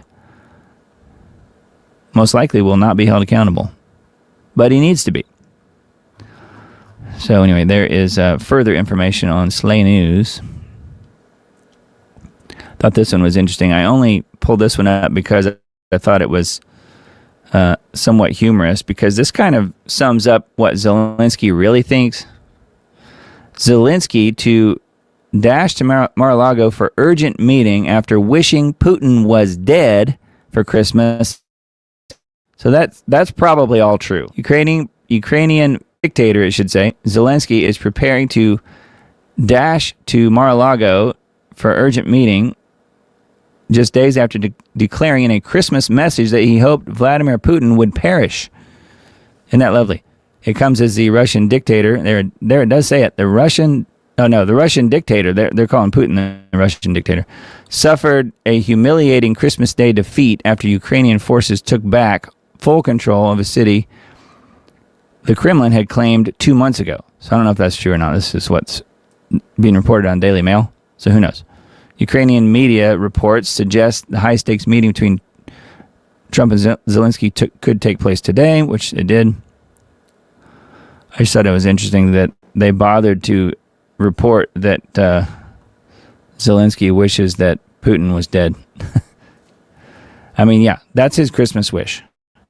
Isn't that lovely? No, not for lasting peace, just that the other guy's dead. Anyway, that is a Daily Mail article. All right, so this one I found linked to from Daily Crow. Pastor stabbed while preaching. What happened? And how churches can stay safe? Question mark. Pastor was stabbed while preaching. So we've been hearing a lot about stabbings lately. Mostly it's white women being stabbed by black men. But this one's a little different, I guess. On Monday, a violent attack occurred inside a church in Prairie Creek, Oklahoma. During normal church operations, a female suspect armed with a dagger attacked the pastor at close range. So this was a female who attacked the pastor. According to law enforcement, the attacker was unprovoked. I bet they probably heard something that offended them. The pastor sustained stab wounds to his hand and injuries to his chin. The wounds to his hand are consistent with defensive injuries. Was attempting to block or control the blade during the assault. I wonder what he said that ticked this lady off. Because it doesn't take much, does it? This was not a disturbance that escalated. It was a deadly force assault. No kidding. Suspect was actively stabbing the pastor at arm's length.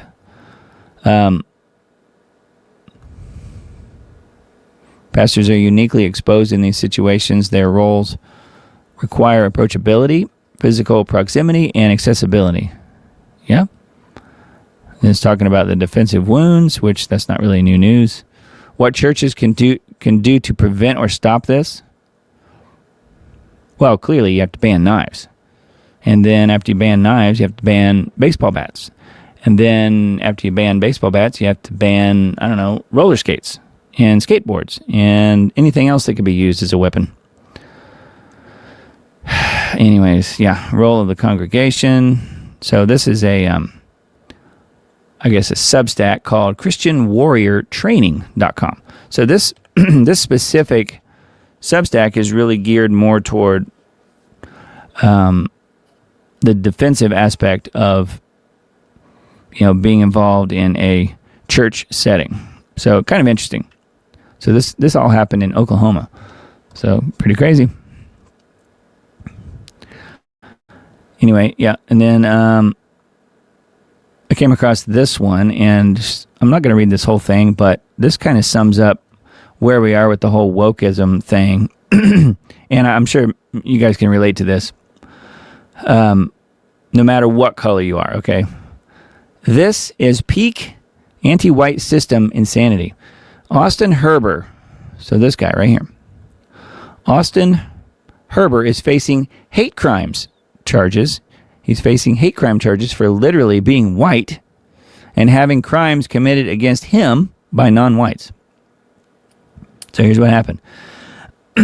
Earlier this month in Zebulon, North Carolina, a white man named Austin Herber was driving his pickup truck through a parking lot late at night when a car from the roadway lost control, jumped the grass, and T-boned Herber's truck.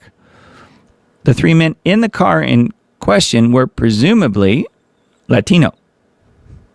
Based on reports that the name of the driver who unlawfully fled the scene is Juan Campos. No reports, of course, on anyone's legal status. Yeah, probably that's why they ran. Herber, who took the full impact of the crash directly to his driver's side door, yet was miraculously mobile in the aftermath, did what he could to hold the other two men at the scene until the police arrived. For his efforts, Herbert has been charged with assault, kidnapping, ethnic intimidation, which is a hate crime, and intention to terrorize others with a gun. Again, this is North Carolina, the same state where Irina Zaruska was murdered. Okay. Once again, Austin Herber was the victim of an automobile crash in which the offending driver fled the scene. And those are among the 9 charges faced by the white victim who was hit by a car full of non-white men who then tried to run. Go ahead, read the charges again. I lack the vocabulary to effectively convey this level of lunacy. Yeah, again, so assault, kidnapping, ethnic intimidation, and intention to terrorize others with a gun. You would think this would be a joke, but it's not. Eyewitnesses vehemently disagree with the claims and the charges and say that they never saw Herber wield a gun.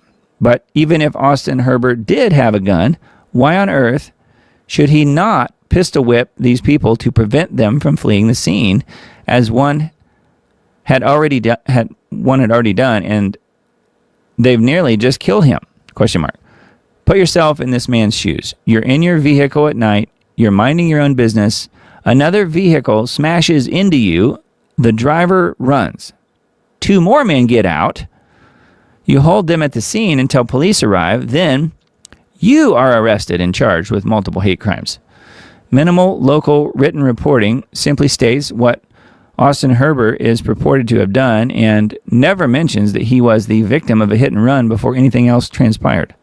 So they kind of leave that little detail out. Isn't that handy? The attached TV report at least acknowledges the crash. In fact, it literally shows video of the crash. But where's the rest of it? We see the crash. We see the driver who caused the crash fleeing the scene, but we don't see a single second of video from Austin Herber was supposedly committing violent, racially motivated hate crimes against a carload of strangers who just crashed into him in the middle of the night. I don't usually struggle to wrap up these write-ups, but I'm truly lost for words on this one. It's hard to look at the situation except that this is real life. I just want to keep restating the sequence of events so that the stark, raving, anti-white insanity can speak for itself. It makes me physically nauseous. At any moment, any white person can become Austin Herber. I'm not interested in hearing any United States official moralize about human rights abuses perpetrated by any other government on earth. So long as anti-white injustices this egregious carry on like clockwork here at home. I won't bother playing the video, but it is here, and we'll link to this in the Substack post that I send out. So let's keep moving here. I thought this one was interesting too. FedEx wins $2.2 billion federal contract and then promptly hires hundreds of H-1B workers while laying off Americans. So way to go, FedEx. Multi-billion-dollar federal delivery contract awarded to FedEx coincided with a sharp rise in the company's use of foreign workers, even as it carried out large-scale layoffs of U.S. employees across multiple states. So isn't that lovely? Yeah. I always joke about, the Federal Reserve is every bit as federal as Federal Express. And we can see why Federal Express may be in the same grouping as the Federal Reserve. Yeah, they're laying off Americans and would rather have illegals working for them. So lovely. In December 2022, U.S. Transportation Command selected FedEx and 2 other firms to provide package delivery for government agencies under an indefinite delivery, indefinite quantity contract with the total face value of $2.24 billion. The award covered the Next Generation Delivery Service 2 program with a base performance period running from April 1st, 2023 through September 30th, 2026, and options that could extend the work through September 30th, 2030. Since that award, publicly available immigration data shows a substantial increase in FedEx's hiring of foreign workers through the H-1B visa program. There you go. According to the U.S. Censorship and Immigration Services H-1B Data Hub, FedEx has roughly 24 approved H-1B workers at the time of the contract was awarded in 2022. Over the subsequent 3 years, the same database indicates the company has hired approximately 500 H-1B workers, with the sharpest increases occurring in 2024 and 5. Much of that growth appears concentrated in Tennessee, where FedEx is headquartered. Yeah, they're in Memphis, by the way. So there you go. Firing Tennesseans, fellow Americans, and bringing in people from India, because I don't know the exact number, but in the 90-some percentile range of H-1B workers, H-1B visa recipients, are not only Indians, right, from India, but they're almost all from the exact same region and clans in India. So it's not like they're just going to India and finding the best people. No. It's a RICO sort of situation. This is a mafia situation. They're literally pulling in people from India, from the same exact region of India. I am not making this up, folks. The same people in the same region from India are getting all of the H-1B visas. So, again, it's just unbelievable. Unbelievable. So the illegals continue to take over. I guess you could call them American jobs. It is an American company. So what else would it be? Yep. So anyway, I just wanted to point that out. So if you wanted to give your support to someone other than FedEx, I would strongly encourage that. So anyway, I don't use FedEx for much of anything anymore. Needless to say. All right, Rasmussen reports 56% say the economy got worse in 2025. What do you guys think? Think it did? I don't know if it got worse, but it's certainly not any better, in my opinion. Most voters say America's economy has worsened since last year, and few give Trump good marks for his handling of the economy. The latest Rasmussen report online survey finds that 56% of likely U.S. voters believe the U.S. economy has gotten worse in the past year. Just 26% think the economy has gotten better, and 16% say it's remained about the same in the past year.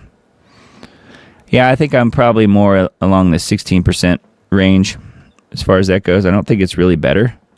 I think it's changed and shifted. Yeah, the price of eggs is down and a few other things are down, but it's still way worse than it was. And yeah, a lot of that is Biden and the administration's fault, but that's not all their fault. Not all of it. MAGA label, not a winner for Republican candidates. President Donald Trump has twice won the White House on the promise to make America great again, often abbreviated as MAGA, but most voters say they prefer regular Republicans to what? A shot in the head, maybe? I don't know. The latest Rasmussen Report national survey finds that 46% of likely U.S. voters approve of the MAGA movement, including 30% who strongly approve. However, 49% disapprove of the MAGA movement, including 41% who strongly disapprove.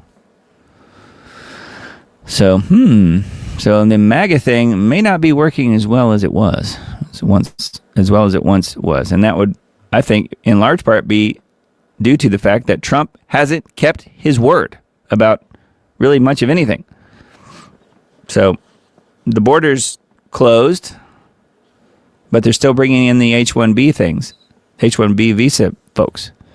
So there's that, and the illegals aren't being shipped out as fast as what everyone would like to see. But of course, the Biden administration destroyed the infrastructure system that would be used to track those people. So ICE and Tom Homan have the work cut out for them. They have to start from scratch. So, giving them a little bit of the benefit of the doubt on that. But Trump has not done what he said he was going to do. He's apparently going to get us involved in new wars that he was not talking about on the campaign trail. And therefore, MAGA doesn't look really great to a lot of people right now.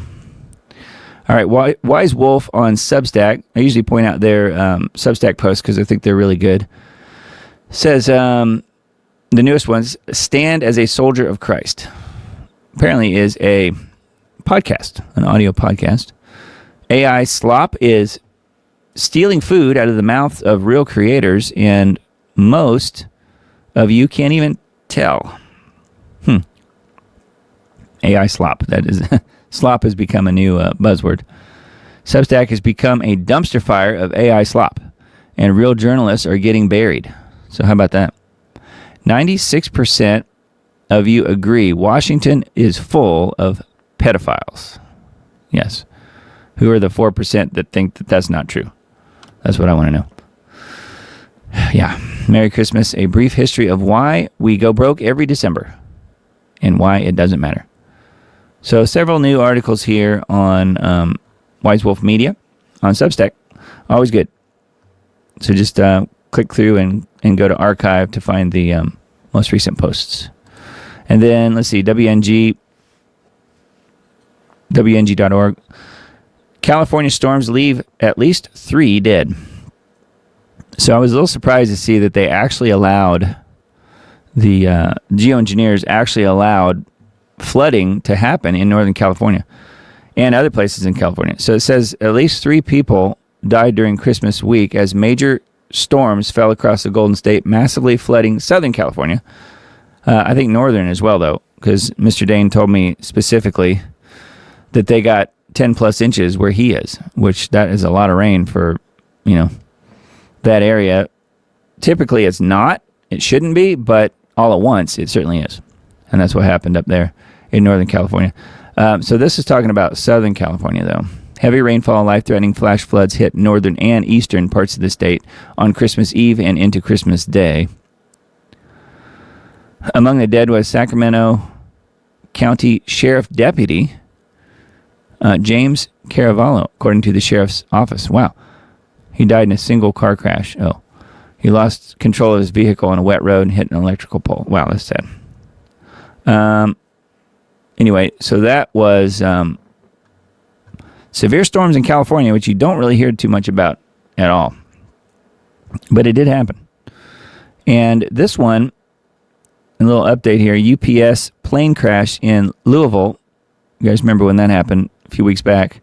Claims a 15th victim.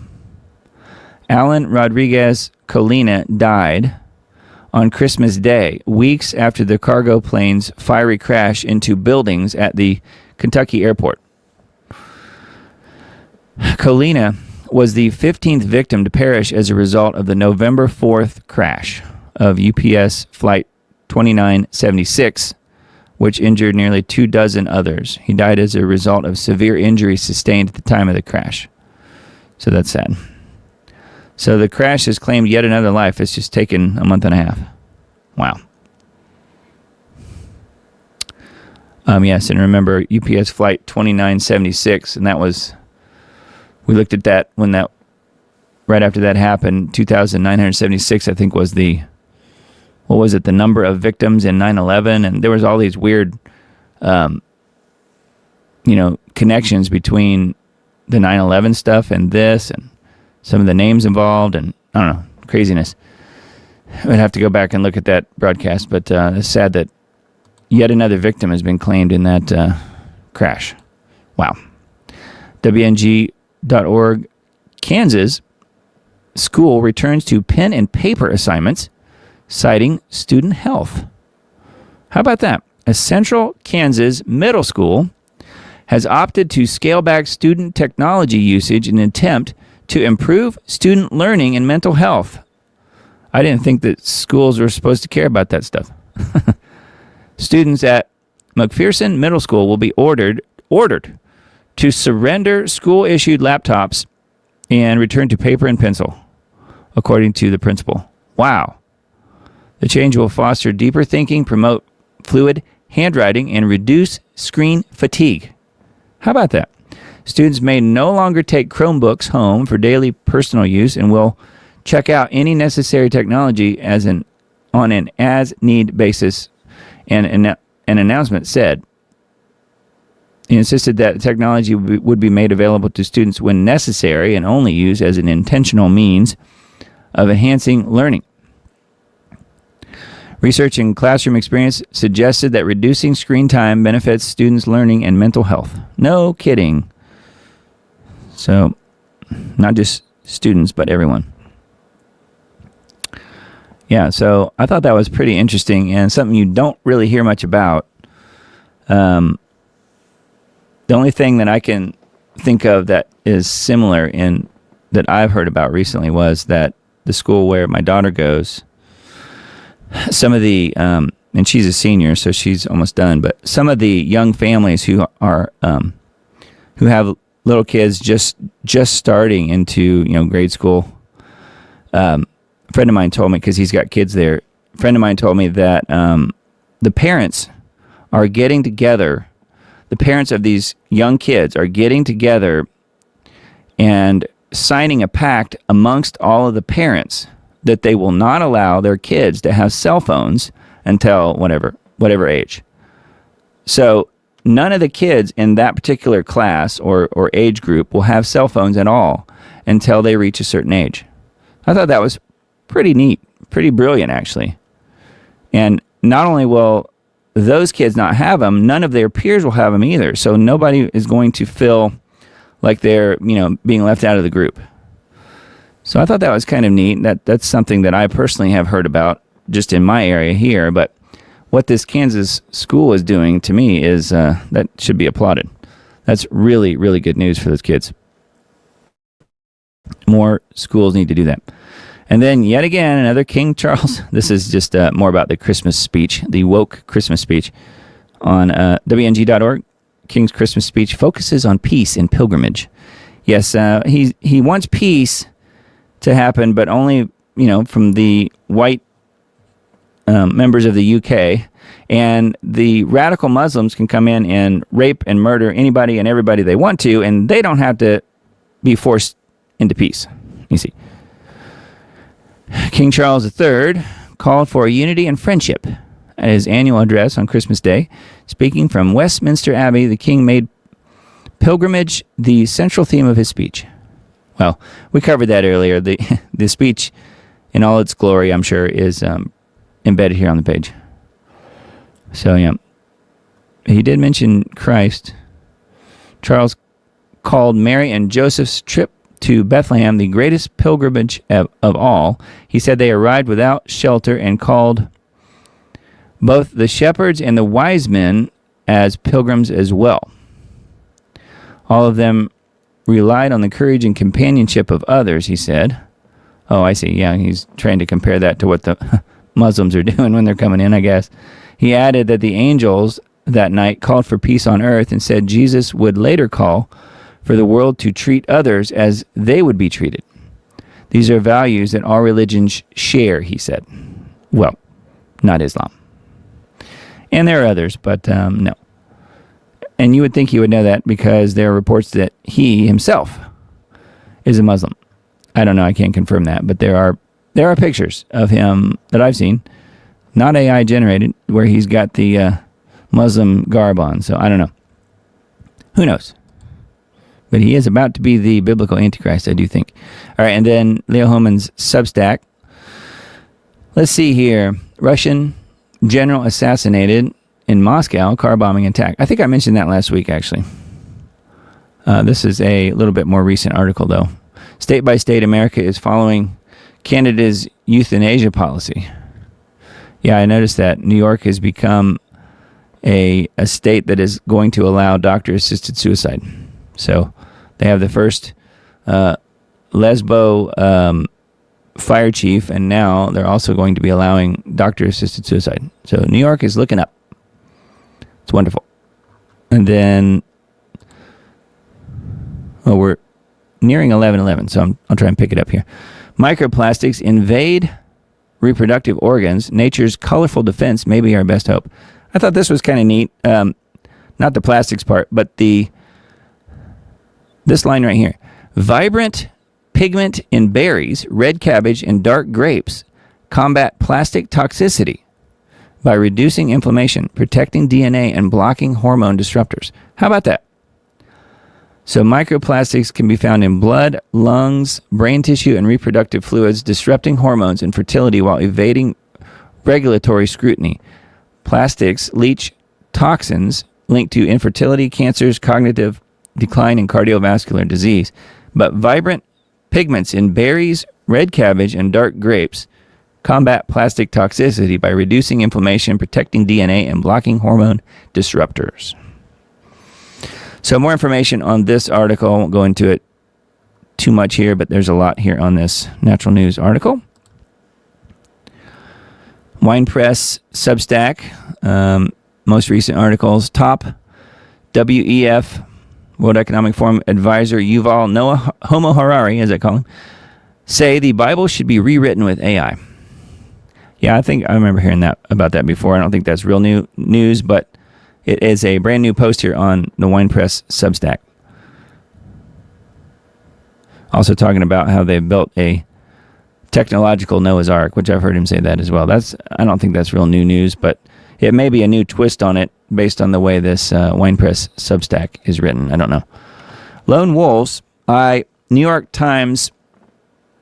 City Times Square, New Year's Eve special events. So you guys got some big plans for New Year's Eve coming up? Question mark. Do you? I'm looking to see, when is that? Today's the 28th. So yeah, is that Wednesday night? Is that right? Yeah, Wednesday night. I know we don't have any plans. We will not be anywhere near Times Square. Yeah, Al-Qaeda and ISIS and their supporters continue to demonstrate an interest in targeting special events in the homeland. Yeah, that kind of comes up every year. I don't really know if if this year is going to be any different. New Year's Eve just days away. Newly released U.S. government threat assessment cited the New York local outlet ABC 7 New York warns that lone wolves and small terror cells may seek to target special events. Which, again, not really new news. That's kind of always to be expected. Lone offenders remain a particular concern due to their frequent ability to avoid detection until operational. Yes, it's always the lone gunman, the lone wolf, the lone whatever. And it's usually always more than that as far as a group of people who plan things. But that's called a conspiracy, and you can't have conspiracies unless you're bank robbers. I guess it's okay if they do it. But that's the only conspiracies there are, apparently. I'm joking, of course, but the press would have you believe that. And then, let's see. We're nearing the end of the news here, so I wanted to get to it's 11:11 p.m. I want to get to the future stuff here. So let me kind of get through these last couple things. McDonald's locks dining room doors in uptown Minneapolis amid rising crime. How about that? Just another normal day in Democrat paradise. Viral photo of a notice posted at McDonald's in uptown Minneapolis has renewed attention on rising crime in the area. The sign reads, "Attention guests, effective Friday, December 5th, our dining room doors will be locked and attended to during normal business hours of 5 a.m. to 10 p.m. to ensure a safe environment." They're going to lock people in. I guess you can't escape the McNuggets and the Big Macs if they lock you in. I don't know. But anyways. Seems like that would be a fire hazard, would it not? Seems like it would be. Anyway, that's an InfoWars article. And then a couple of not the B articles. We'll just kind of point them out, but thought this was weird. Florida Congresswoman photoshops out $109,000 ring that she allegedly purchased with stolen FEMA funds. So, oops. That's an oopsie. She's got her official photo here with the big ring on her finger. And then that was photoshopped out right here. Says, well, would you look at this charming, sweet, harmless holiday message from a Florida congresswoman? Nothing controversial here. Wait, there's a community note on a Christmas message? Here, let me refresh this because I think we lost the note. Reloading the post from X here. No, I guess it's not loading.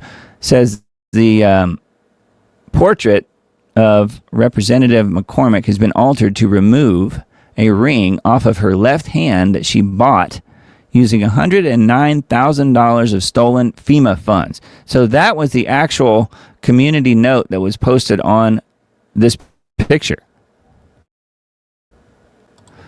That is hilarious. Her official portrait features a $100,000 ring on her left hand right here. She's accused of defrauding federal emergency relief funds, according to a federal indictment she used to purchase the said ring. She has refused to resign, even though she faces 53 years in prison. Yeah, but it's okay when she does it. She's a Democrat, right? For some reason, she thought she could remove it from her picture for her Christmas greeting without anyone noticing. Yeah, well, People noticed. This one I thought was really strange. Texas grocery store spreads Christmas cheer by giving out free groceries during a computer outage. How about that? At first I thought it was a joke, but no, it's true. Burleson, Texas. One customer who was lucky enough to be in the store at the time the registers went down said, "I was just thankful. I couldn't believe it. There's people with their baskets that were fuller than mine, and you could imagine how they feel." Nothing says Christmas spirit like free groceries, especially if you're lucky enough to nab some of those H-E-B bakery tortillas. They are delicious. The H-E-B bakery tortillas.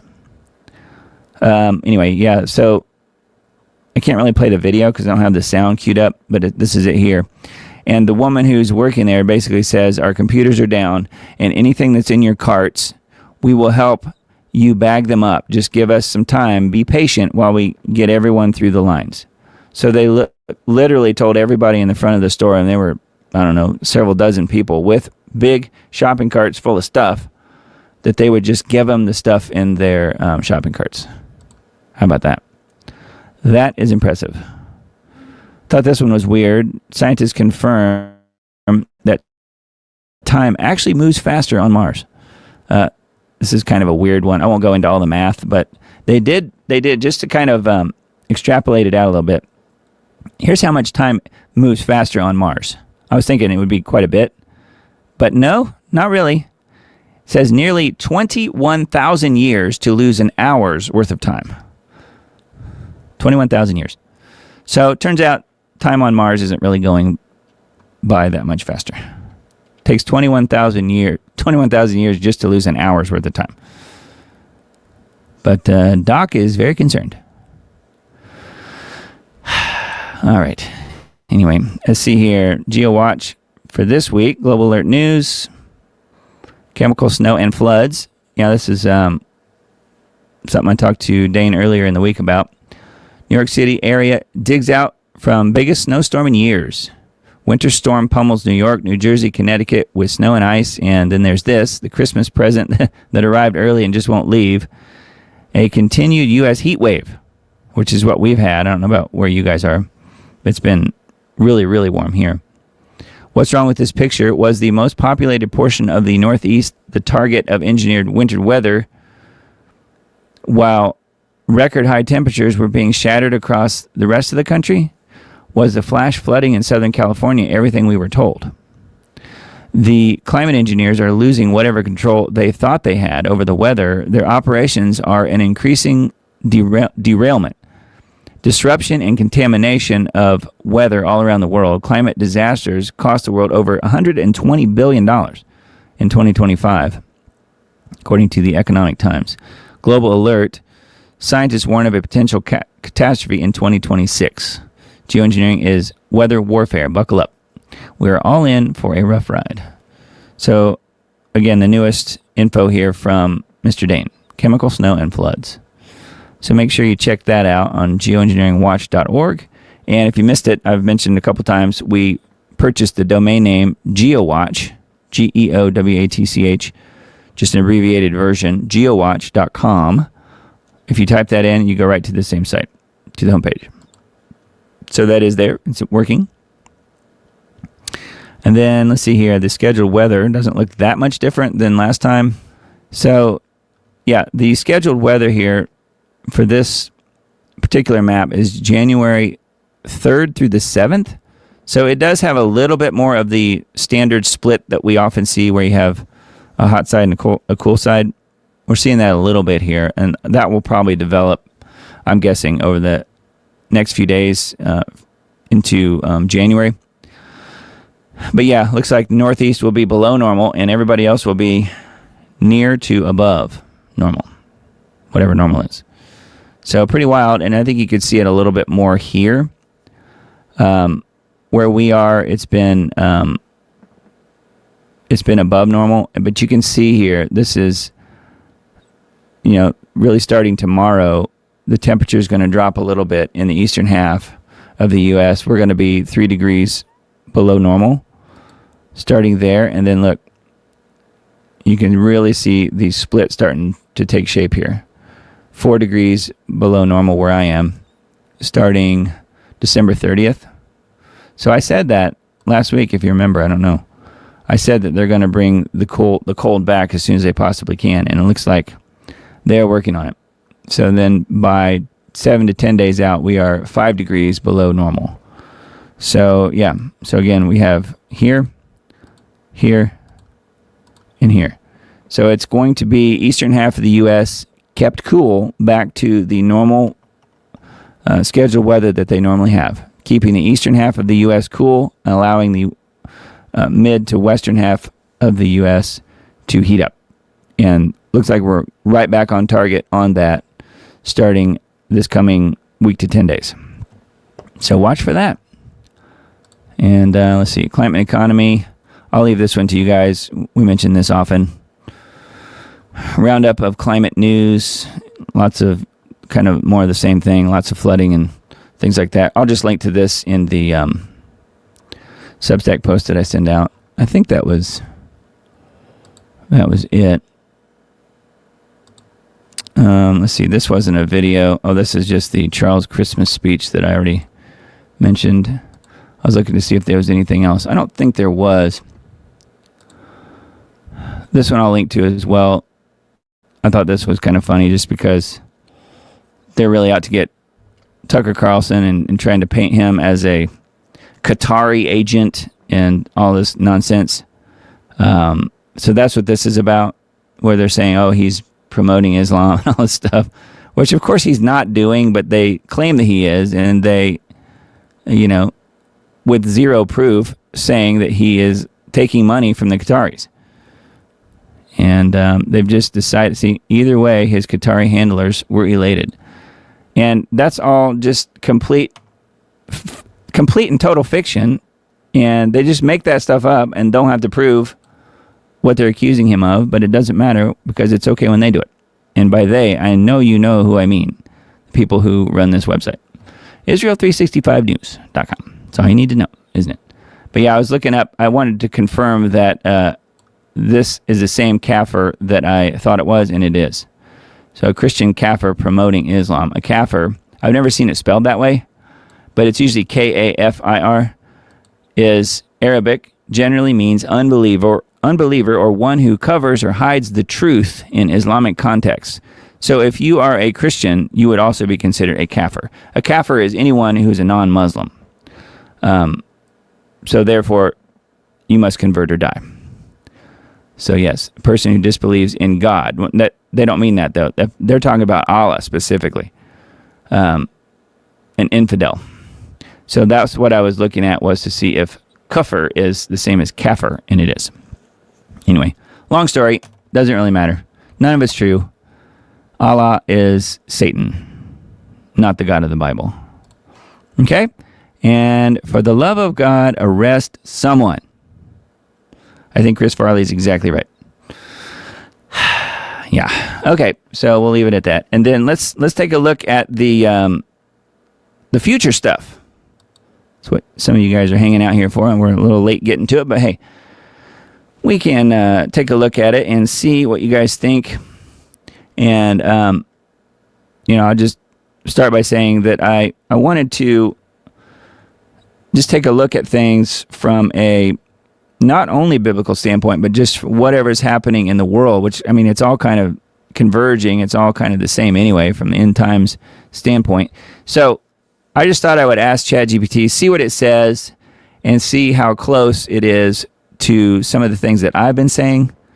And with one prompt, I think it really touched on a lot of the things that I say as well. So it is interesting, and it puts things in a good perspective, I think, because it gives you scripture here to back up these things as well. So here's what I asked it.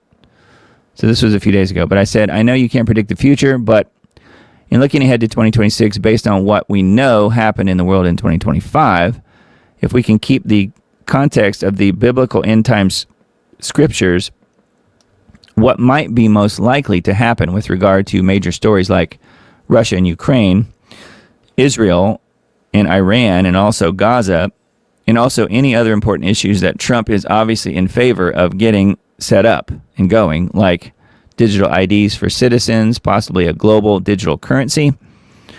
What are the major and the major religion of Islam further making headways into Western countries?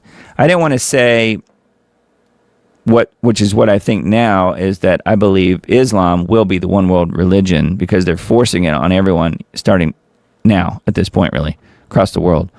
I didn't want to go that far because ChatGPT is still pretty woke. I mean, it's actually very woke. It's not as bad as it used to be, but it is still pretty bad. And I was afraid it would refuse to answer that part of the question, but actually it didn't.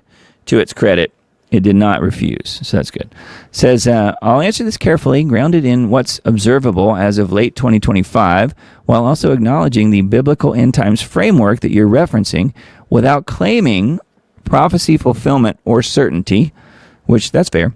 Think of this as a scenario analysis, not a prediction, according to what ChatGPT says. So here's what it says.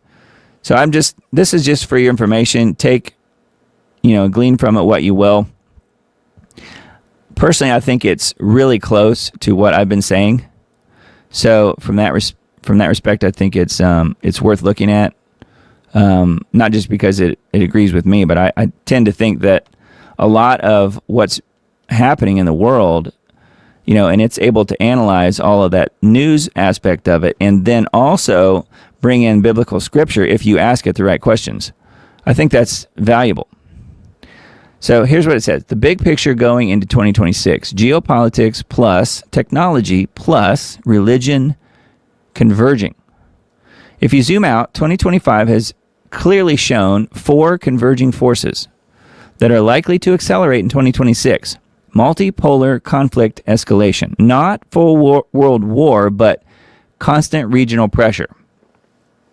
This is saying not full world war. Tongue twister. Digital governance expansion, like ID, payments, and surveillance. So it's saying that will expand. Religious and cultural realignment, especially Islam versus the secular West. And narrative control and information warfare. From a biblical worldview, this aligns closely with birth pains in Matthew 24, wars and rumors of wars, increasing centralization of power, and moral and spiritual polarization. Russia, Ukraine, 2026 outlook. Most likely scenario, frozen conflict with intermittent escalation. By 2026, the most probable outcome is no total Russian victory, no Ukrainian reconquest, a de facto partition, is what this is saying. Continued Western funding, but reduced enthusiasm, which I think that's already reduced. Increased use of drones, AI, warfare, and cyber attacks. Why? NATO does not want direct war with Russia. See, I completely disagree with that. They clearly do. But ChatGPT says, no, they don't. Because officially, they don't. So, yeah, this is saying NATO does not want direct war with Russia. I think they want nothing more than that, personally. So I think that's 100% completely wrong. Russia cannot politically afford a full retreat. That's probably true. Ukraine cannot win without escalation. The West won't approve. I disagree. I think the West will approve it because they have the option to do the, Article 5, collective self-defense. If one of the EU bloc countries or NATO countries gets hit by Russia, they can call anything an attack, then full war.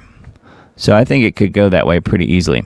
So it says, end times lens. This conflict functions more as a destabilizer and a resource drain, a normalization of prolonged war rather than the final prophetic war itself.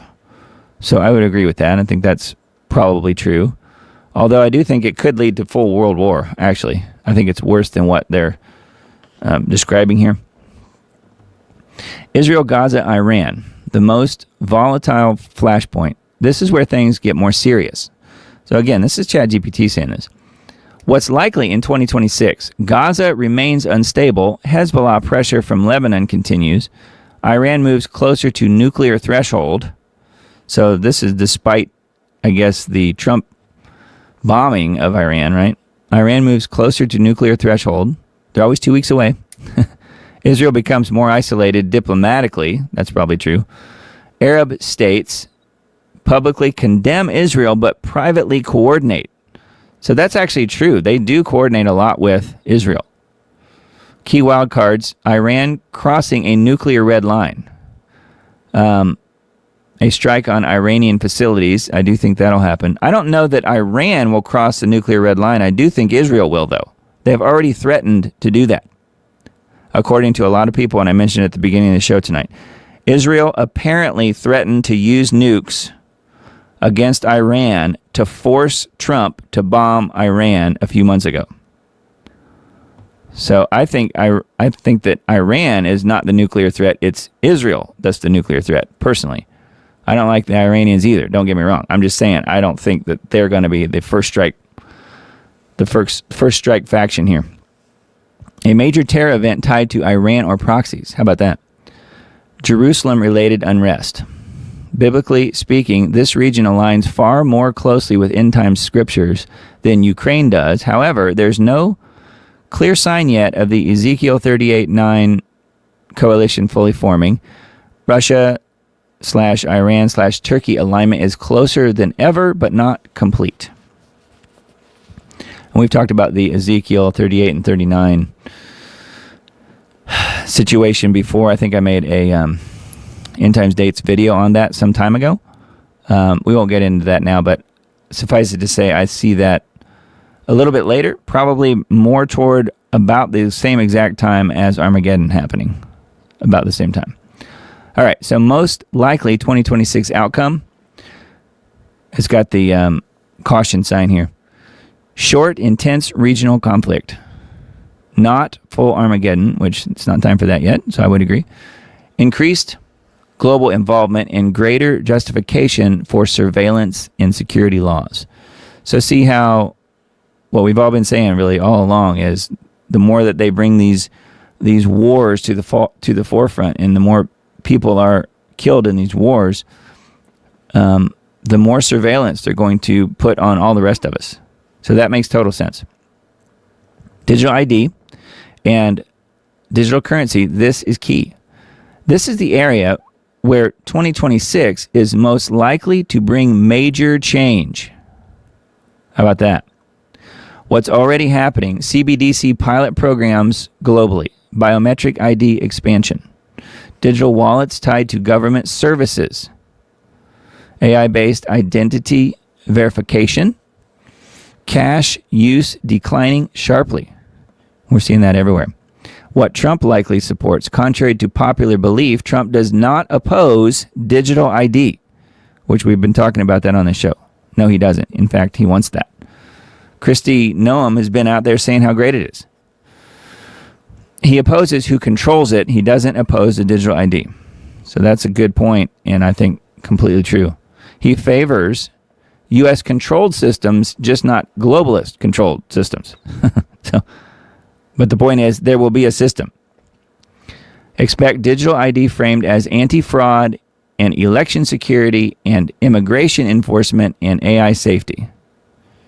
See? So there is what they're going to do to try and frame it as, oh, it's only going to be good. They'll only tell you about the benevolent aspect of it, not the malevolent part of it. Now, this is just sort of silly, but it says what's unlikely in 2026, mandatory chip implants. I never even brought that up. Don't believe it's ever going to happen. There's no way to actually make that work. And the chip, like a microchip, is not the mark of the beast. Okay? Global single currency, what's unlikely, a global single currency, according to this, in 2026, and forced worship compliance. But if Islam takes over, that could be a different story. Possibly. I don't know. Anyway, again, this is what chat says. It says, what is likely? Opt-in digital ID that becomes functionally mandatory. So opt-in digital ID that becomes functionally mandatory and cash is marginalized.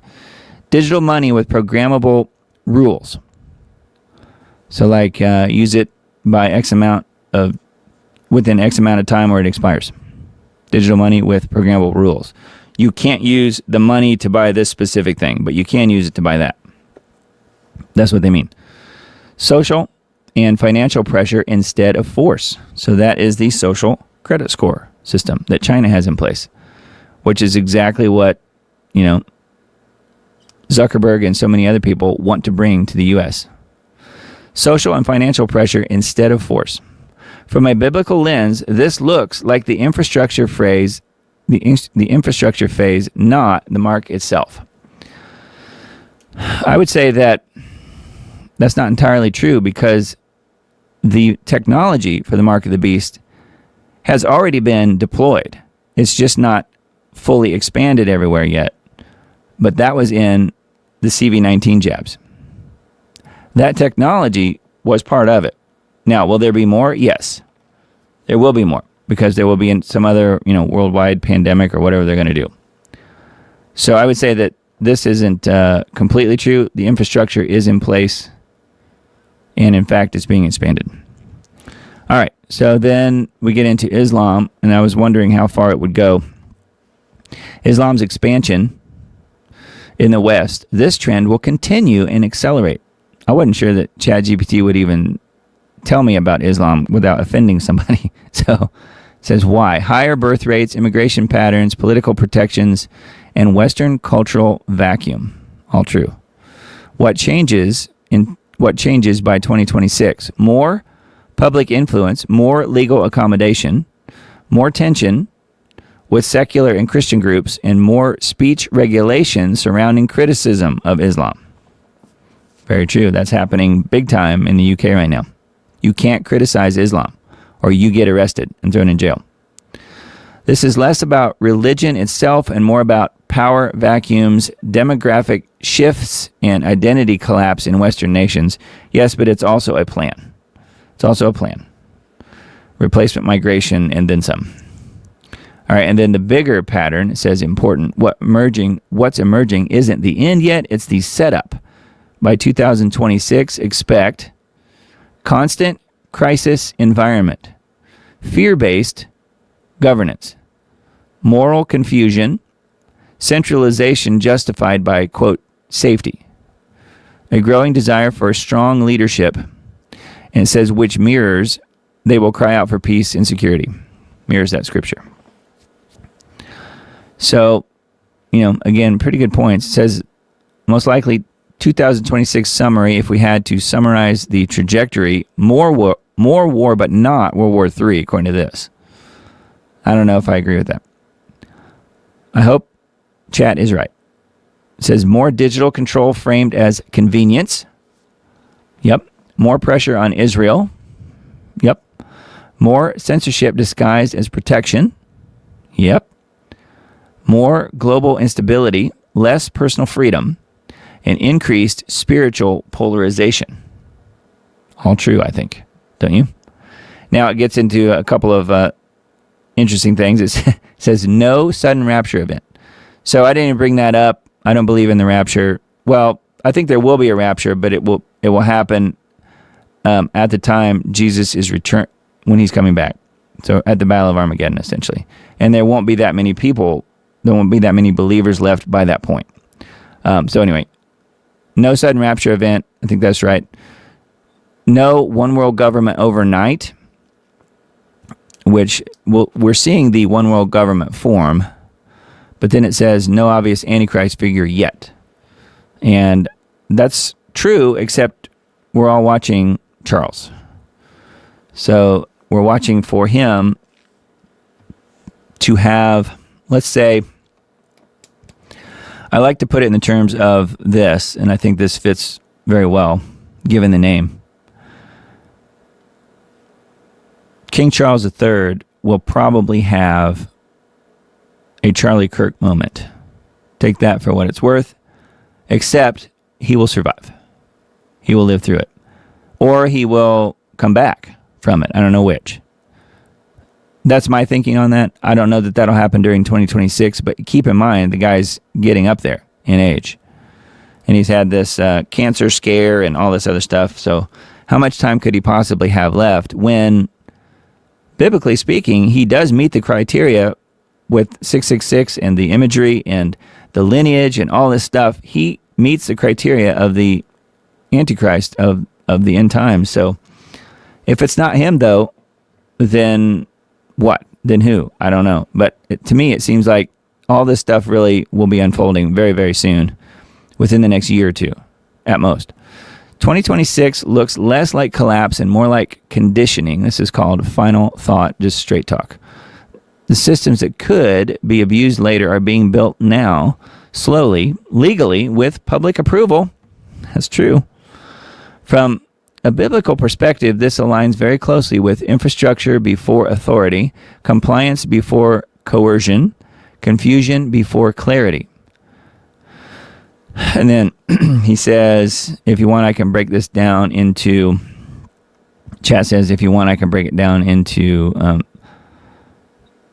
through specific Bible passages and compare 2025, 2026 events to Revelation, Daniel, and Ezekiel, and map out what to watch for next. Real warning signs versus hype. And analyze how Trump specifically fits into this timeline. So I said, yeah, go ahead and do that. Looking to see. This is kind of long, so I will provide a link to this in my post that I send out on Substack. But you guys can see here, we've kind of gone through the main stuff. What to watch, real warning signs, higher signal indicators worth watching, a durable peace framework that requires enforcement, identity plus money getting infused. That is happening. Offline and online payment resilience, Jerusalem-centered internationalization. So that's interesting when it comes to Third Temple stuff. I didn't bring that up at all, but it is bringing up Jerusalem-centered internationalization. So that's pretty wild. Normalization of censorship under safety. So that's something we are really seeing unfold now, especially in the UK. Where Trump fits in, say what's clear from the 2025 policy artifacts, talking about pro-digital assets leadership, and, I would add in AI. I don't know that it's mentioned here. End times lens. Trump could be, again, structurally a catalyst for peace and security branding, infrastructure acceleration, stronger state capacity without being the end times figure. Compact watch list for you going into 2026. If you only track 7 things, a peace plan that requires compliance enforcement. On the peace plan part, I don't particularly think that there will be a peace treaty that really matters in this end times thing, and I've made end times dates videos on that. But that is what this is talking about here: a peace plan that requires compliance enforcement, digital ID adoption that becomes functionally required. That's probably going to happen. Payment rails that make cash irrelevant. Any Jerusalem-centered diplomatic convergence. So that's pretty interesting. I would add in the Third Temple on that one. Israel and Iran proxy escalations that pull in more nations. Yep. And then laws that expand surveillance and censorship tied to security. And then the last one, cultural polarization around religion plus migration. So yeah, it is definitely all converging, and that is what chat said. And then, you guys have seen this. We've talked about this, not for a long time, but this was something I put together about 2 years ago, and haven't really changed much of anything as far as the different descriptors on here. But we'll link to this in the, I always do actually, link to this in the Substack post. This is kind of my idea in block form of the way things could unfold. Not necessarily a timeline, but the way things could unfold as far as not by time, but by event. So this is end times events in my thinking anyway. Take it for what it's worth. perhaps nothing. But to me, it makes a lot of sense. And some of these things we may not see, but other things I think we will see. And I've made videos on a lot of these things separately, and then some other things combined together. We have World War III starts, and then World War III ends. So all of these things happening in between, and then Third Temple construction, and new pandemic emerging, and the Great Reset, and all this stuff. Mark of the Beast law announced. New religion, which could be simply an Islamic takeover, or the Green Agenda. I don't know. I was thinking originally it might be the Green Agenda, but I'm thinking more now that it's probably simply Islam at this point. You know, the Ark of the Covenant being discovered and revealed, and the Ten Commandments being discovered there, and so on and so forth. Third Temple being completed, biblical Antichrist, and so forth. So, yeah, there's a lot here, and won't go into a whole lot there tonight on this, but we'll link to this in the Substack post. And I thought, you know, a lot of what I've got here on this little map definitely correlates to what I read with the chat information here as well.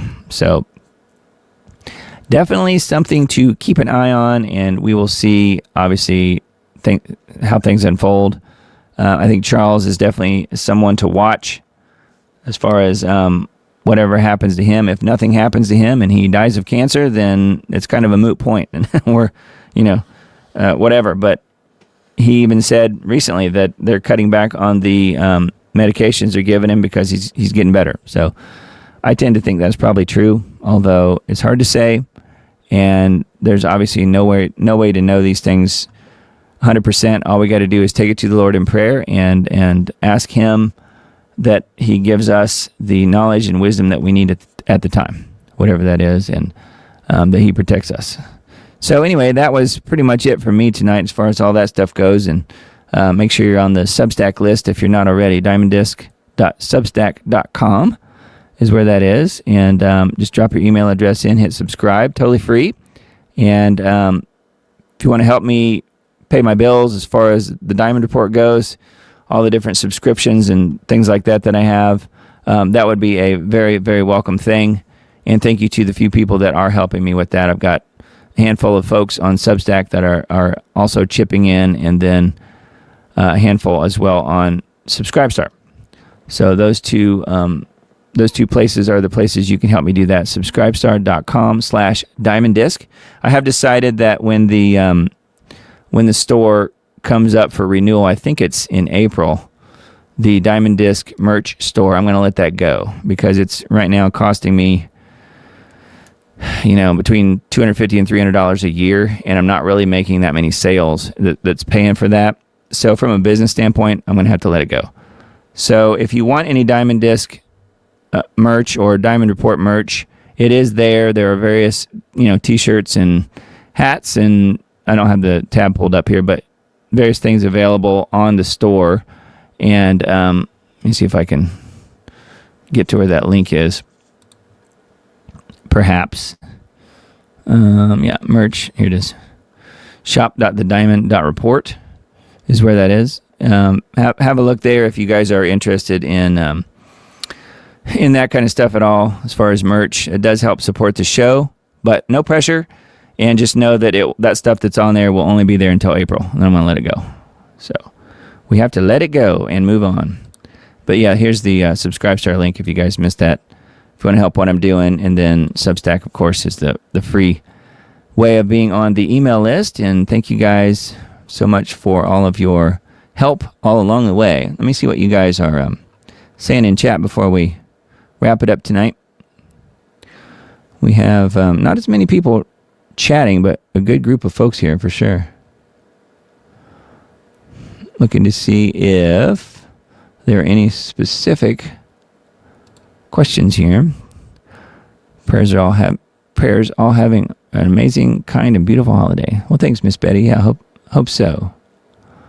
Mr. Dean was here from snowy, icy, and windy Minnesota. Yep, and then Sir Marty was here. Susan, and I think Emily was driving, looked like. Dean says, sounds good on 11/11. Okay, yep. And then Trump will proclaim national emergency and recall all silver like they did in gold. What do you think? Well, that's a good question. Yeah, there's a lot of discussion right now going on about silver. And silver is really taking off because it's, in part, it's used in so many electronics, and it's just being used more and more. And I guess, was it Samsung? I think it was Samsung has a new battery that is about the size of a battery system that is used in a Tesla. But those batteries require quite a bit of silver, obviously, the new ones that they're coming out with, but recharge in a matter of minutes instead of hours, and they hold their charge much longer. So when you're talking electric vehicles, I think it will be a huge boondoggle for people who are involved in silver. And if you're already involved in investing in silver, you're probably going to make money, I'm guessing, although I am not a licensed silver or gold person. But I think short term, there's probably a pretty good chance you'd make money with silver, although I have no idea for sure, and don't take my word for it. But Hal talks about that quite a bit on his show. So, and he's not a professional investment person either, but I think it just, common sense would say that's probably true. Now, will Trump proclaim national emergency and recall all silver like they did gold? I don't know. I don't really see that happening, but it's hard to say.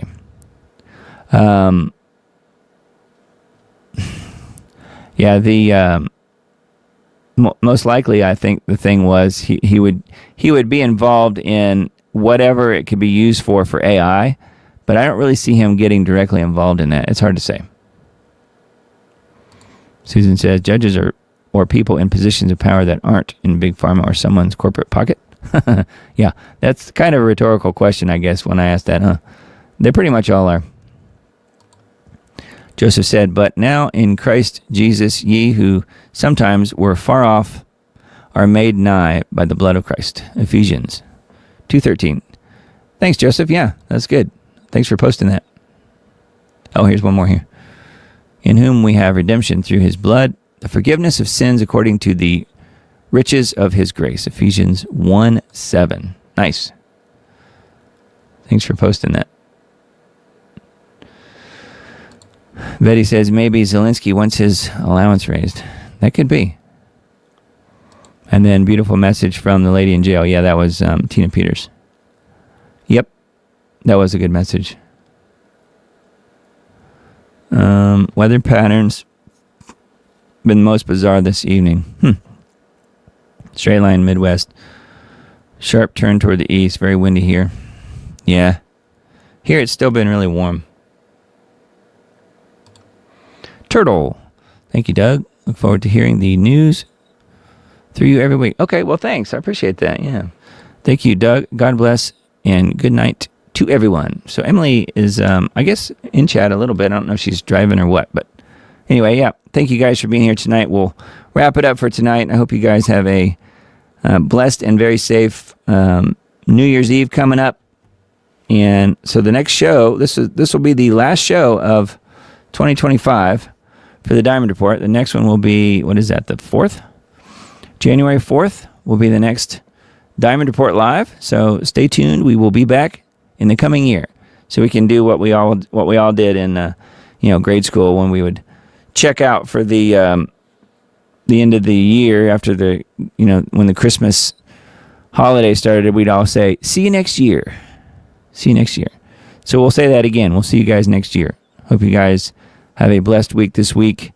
I got I think a pretty normal week for most of what I'm doing. I'll be around and just working on things as I usually do, and not much else new going on here.